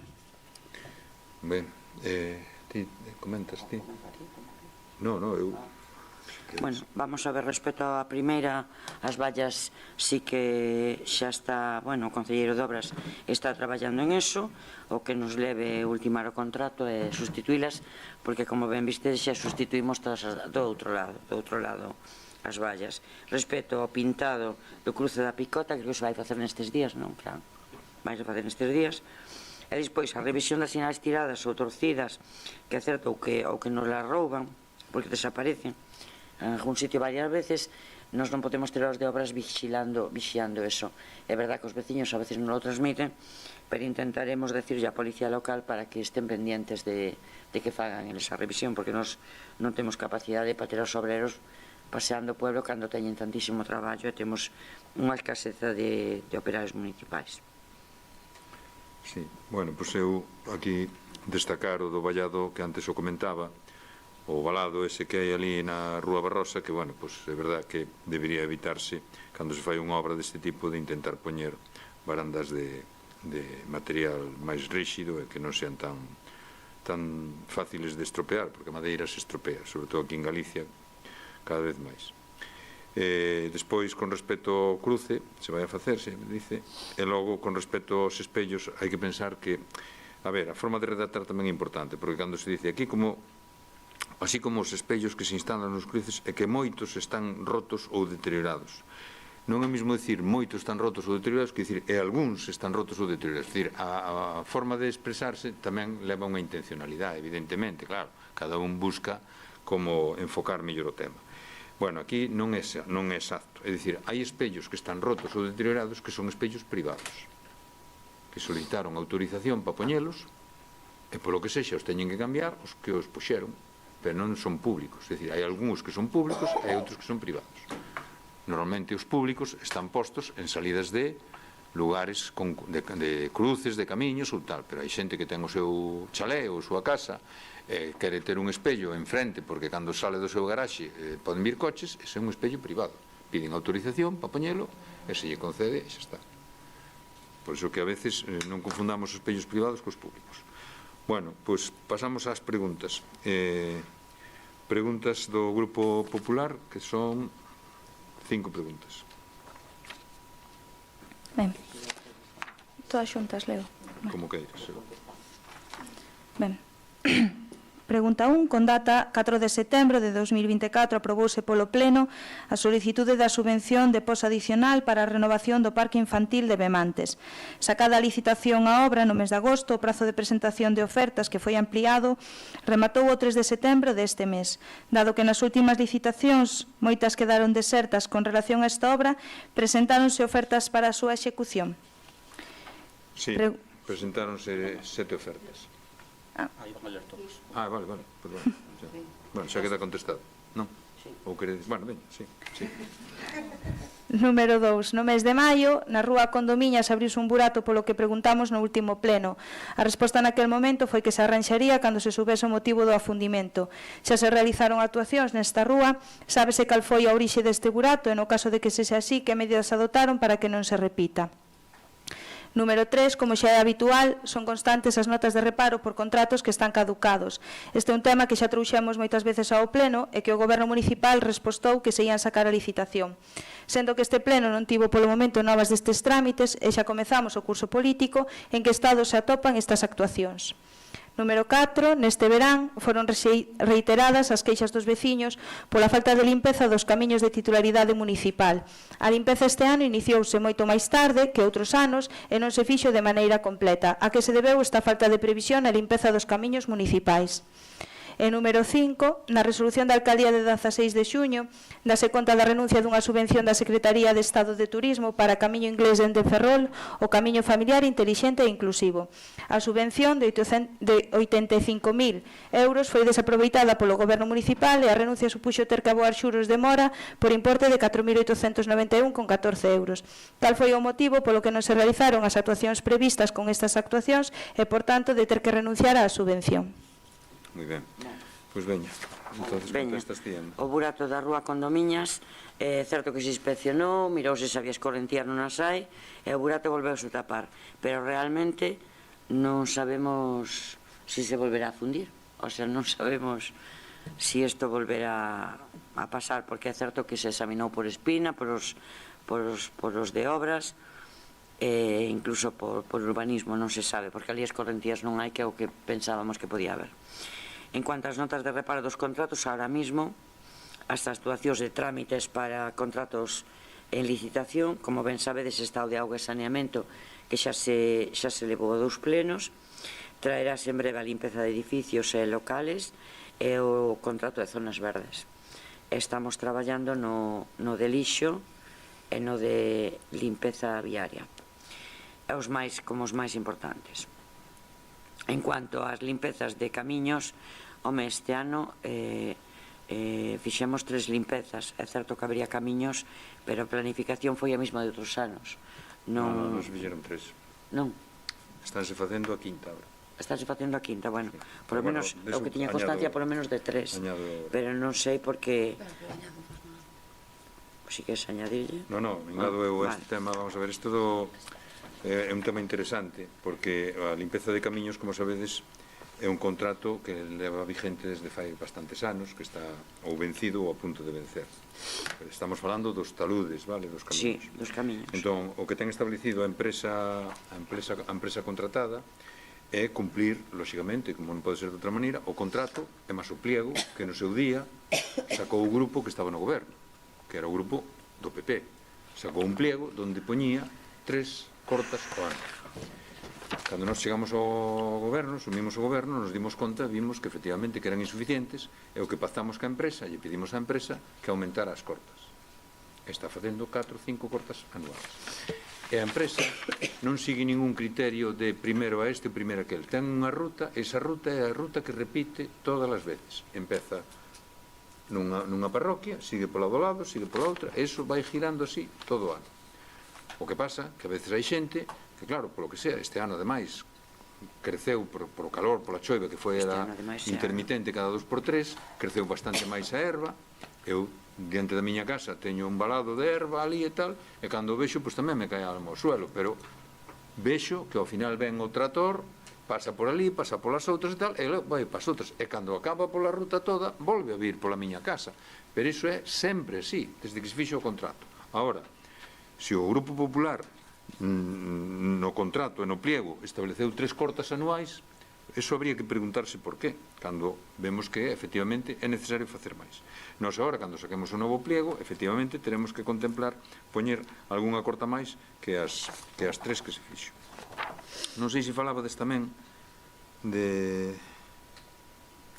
dos contenedores, non? Non, é que fai, non, pregunta Alberto. Eso pregunta Alberto, vale. Pois para ti tamén teño dos máis.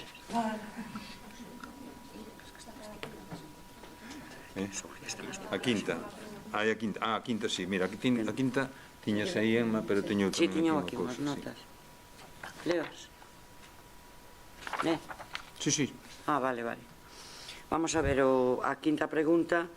O motivo da renuncia foi culpa do goberno do Partido Popular de Ferrol.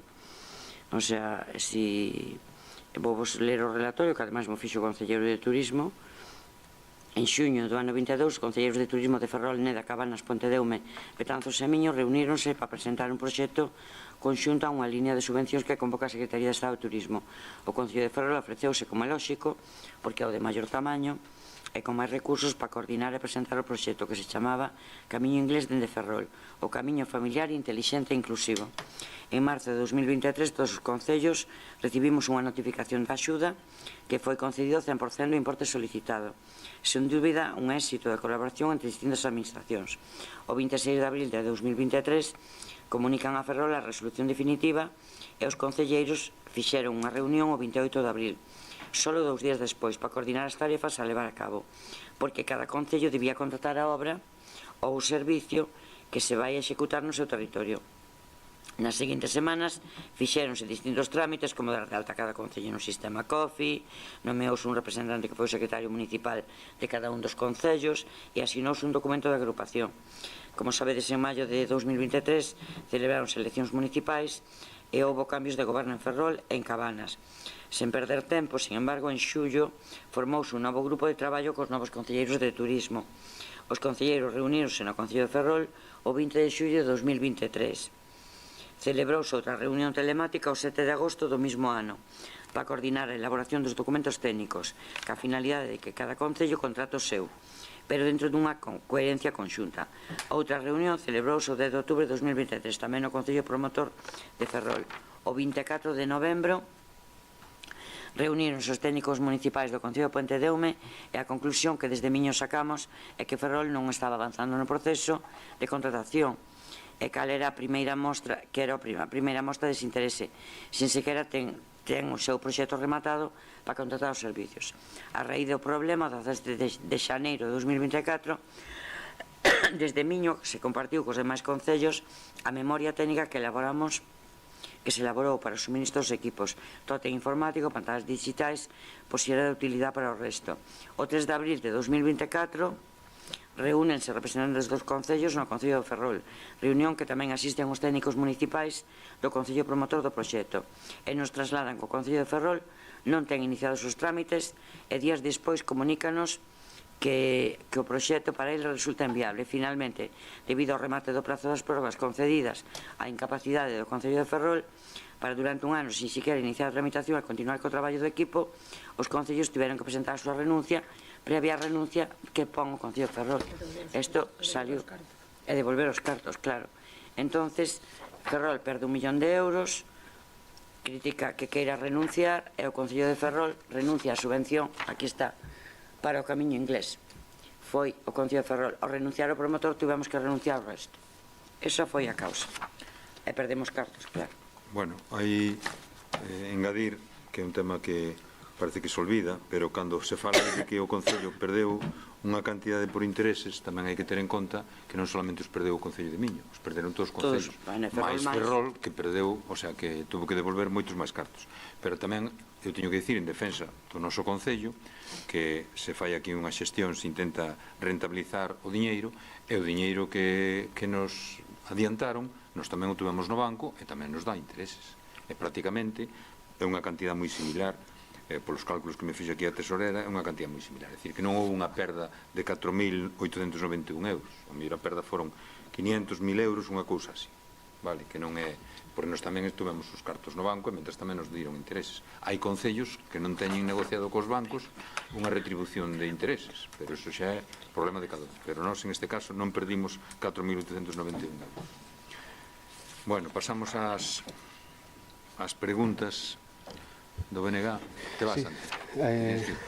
A primeira sí que xa está medio contestada, non sei se tamén por puntualizar, así tamén fusilamos antes a cuestión de, no caso do centro de Miño, pois eso, se o Concello ten localizadas ou pois eso, eses pequenos amaños que hai que facer nas virarrúas, porque eso sí que poden provocar caídas. Se o ten en consideración, o poder resolver no prazo a maior brevidade posible.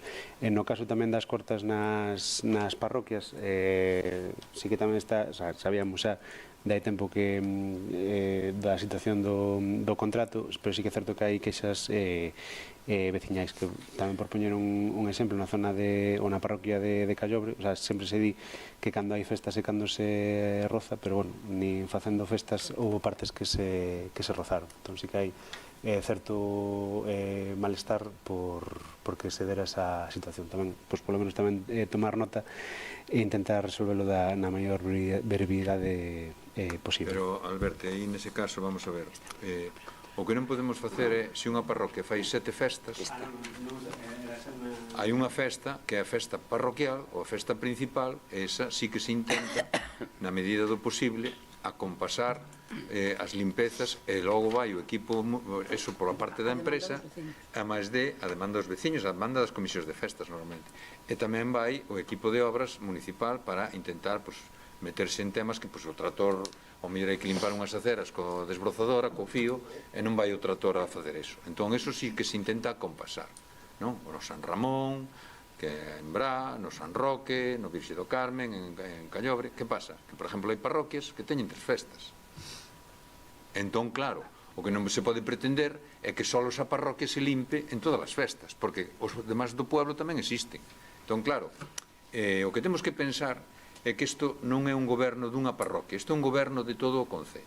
E temos que intentar ser racionales e equilibrados no reparto dos servicios públicos. Nunca vamos chegar ao 100% e acertar en todo, pero intentando ser os máis obxectivos posibles. Claro, eu comprendo que se eu teño unha festa, é unha festa que me gusta moito, pero non é festa parroquial, non podes pretender que se paralice todo o municipio para irse a limpar ali por diante da túa casa.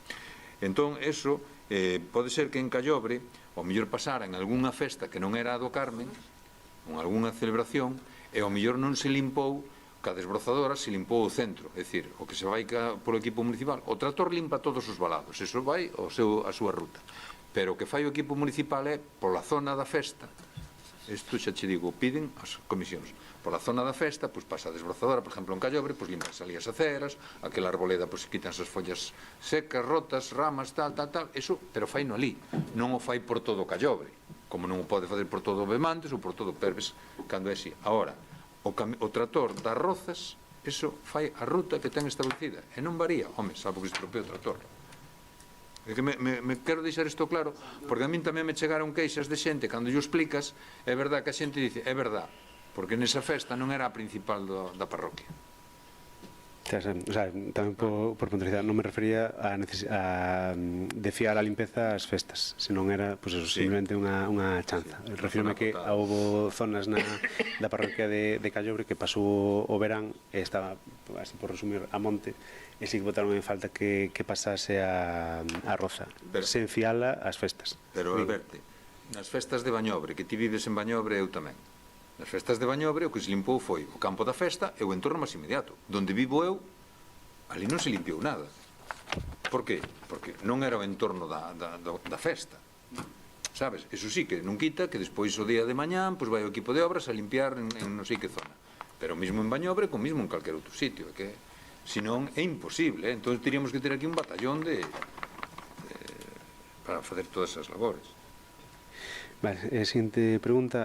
O Benega de Miño, ante o evidente abandono ao que estivo sometida as andadas marimas do Baxoi até mediados do mes de xullo, con percorrido invadido pola vegetación, árbores que obstaculizaban o paso nas pasarelas, restos de poda e treitos cunha anchura e firme que poden resultar perigosos, quere formular ao goberno local a seguinte cuestión.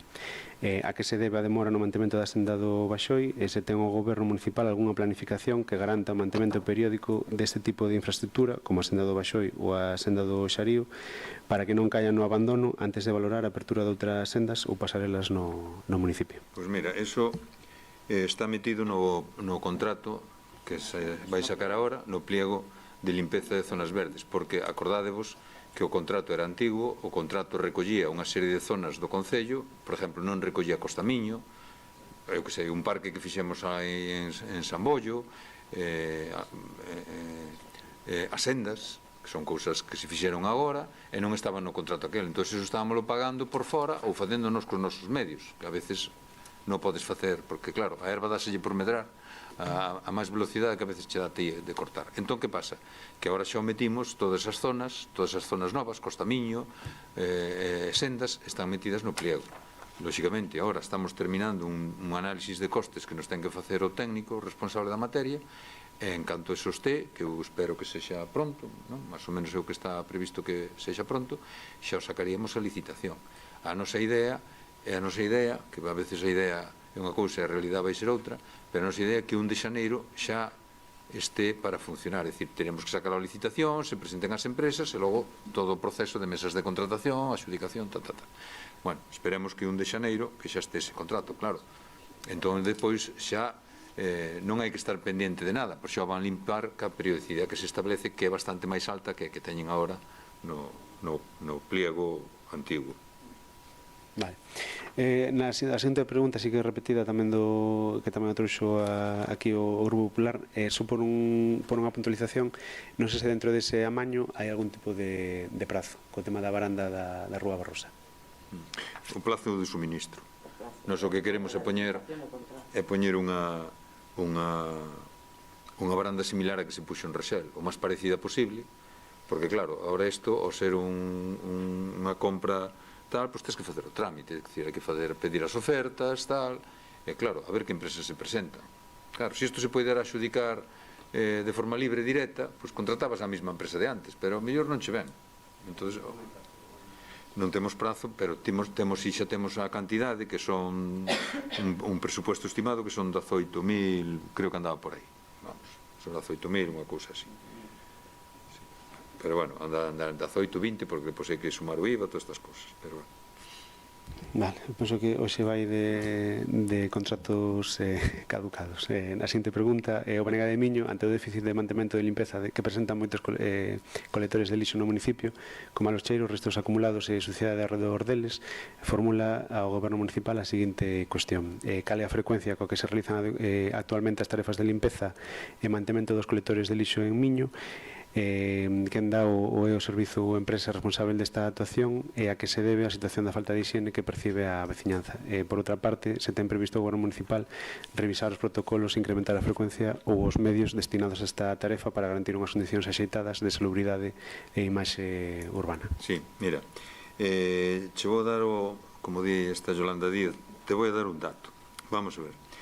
O contrato que ten de limpeza dos contenedores a empresa é un contrato antigo que se fixo por un pliego que no momento determinado o goberno daquele entonces do Grupo Popular pois estableceu que o lavado de contenedores eran 3 lavados de contenedores nas parroquias ao ano e 4 lavados de contenedores no casco urbano ao ano. 3 e 4. Vale, pois a realidade é que nós cando vimos efectivamente asumimos o goberno e bueno, pois ca empresa nos reunimos para moitas cousas porque esa empresa estaba levando moitos servicios, sigue levando moitos servicios, esperemos que siga levando porque a verdad que o servicio que presta é un servicio a verdad que moi positivo para o povo. Bueno, pois a realidade é que nós acordamos con eles, a empresa, e agora están limpando os contenedores 6-7 veces ao ano. É dicir, o duplican. E non ten un incremento de coste para nada. Evidentemente, cando saquemos un novo pliego, temos que ter iso en conta. Pero eu tamén quero reconocer aquí a labor da empresa e dos operarios desa empresa, porque é unha actitud moi xenerosa, porque efectivamente había lugares ou había sitios que despois tamén temos que falar das costumbres da xente, que algúns collen e por non tocar a tapa do contenedor para levantala, deixan as bolsas ao redor do contenedor. E outros, por non gastar a bolsa, vacían a bolsa e levan a bolsa de volta. O sea, que iso hai que velo, que xa non falemos das podas e non falemos de outras cousas que se están botando no contenedor e tal. Porque se houbera, bueno, os escombros que quedan por aí ao lado do contenedor, e bueno, xa non falemos dos colchós e dos metálicos que quedan alrededor dos contenedores, aunque se recollen cada 15 días, a xente colle, os leva para ali e ali queda. Bueno, eso xa é outra cousa, pero o motivo eu queria xo aclarar porque efectivamente o contrato non tiña obligación a empresa de facelo e nós, é verdad, o reconoceu, dixo, oye, pois é verdad que hai contenedores a veces que sí, que cando vamos a recoller pois cheiran mal, porque, bueno, tal, entonces están limpando, xa digo, 6-7 veces. Tiñas outra pregunta máis, me parece, non? Quería dicir, porque temos o dato concreto que no que vai de ano no casco urbano vamos a ver nas aldeas limparonse 4 veces, no que vai de ano 7 no casco urbano, enfadese amarillo 5 veces, amarillos, quero decir. Serían suficientes se a xente fora higiénica e non tirara ou cívica. Pero, Sagrario, en ese caso, línea verde, mandas o chisme e xa está, xa lle vai directamente á empresa. Pero ti dis, estamos falando dos lavados dos contenedores, non do entorno dos contenedores. No lavado. Xa, pero entón iso hai que empañarlo na línea verde e xa lle vai directamente á empresa. Sí, porque así fai un lavado este. Bueno, quinta pregunta. O BNG de Miño leva tempo advertindo do mal estado e da falta de limpeza de numerosos sumidoiros no municipio, situación que xa foi trasladada en varias ocasións a este pleno. A acumulación de follas, area ou lixo provoca atascos que impiden o correcto desaugue, xerando charcos, malos cheiros e mesmo risco de inundacións cando se producen choivas intensas. Ante esta situación, queremos formular a seguinte pregunta. Se ten previsto o Goberno Municipal adoptar algún tipo de medida para garantir a limpeza e mantemento regular dos sumidoiros de Miño e con que frecuencia e de que xeito? Bueno, isto xa o comentamos algunha vez. Isto estaba indefinido no contrato que había ca empresa concesionaria, non estaba claramente delimitado. Entón, tiñamos discrepancias, nos cando chegamos ao goberno, pois vimos que efectivamente que había sumidoiros que non se limpaban, e os sumidoiros en principio entendíamos que lle correspondía á empresa adxudicataria do servicio. A empresa dice que non, efectivamente, mirando o contrato, mirando os pliegos, tal, pois parece que non está meridianamente claro. Entón, agora, se xa nos novos pliegos xa se establece, e iso, claro, cando entre en vigor o novo contrato, pois terán que facerse a labor. Claro, isto, cal é o problema? O problema é que os procesos de contratación son lentos, porque isto teñe un proceso de estudios ao Consello Consultivo, non? Non foi ao Consello Consultivo, algo así, María. Sí, sí. De la agua. Da auga foi, claro, o que estamos falando, da auga e saneamento foi o Consello Consultivo. Se ti fíjate as voltas que dá para sacar un contrato. O que sí, claro, non sei se dentro do que se pode dilatar ese prazo para sacar un novo prego, non sei se tamén se valora de forma puntual ou excepcional de facer unha limpeza dos sumidoiros, ali onde se vexa, o sea, sí que se vai facer entón. Claro, non, vale. A ver, o sea, mentes non se renove o contrato non vai... O lógico da empresa que cando colleu o contrato habrá que dicir agora cumple o apartado X. Vale, e logo xa por pechar para ter a actualización, se houve algunha actualización Non, vale. Bueno, hai unha pregunta verbal, non? Anotaches que hai unha pregunta verbal. Bueno, non, igual, é verbal. Non, é igual, que se queda no pleno. Vale, se queda na ata todo. Bueno, entón, rematamos a sesión. Son as 11. Que hora é? As 11, eh? Cuarto. 11 e 14. Bueno, pois, gracias a todos. Temos outro pleno ordinario en outubro, o sea que... Mira, agradecemos vos que levedes a agua, porque senón temos que tirar.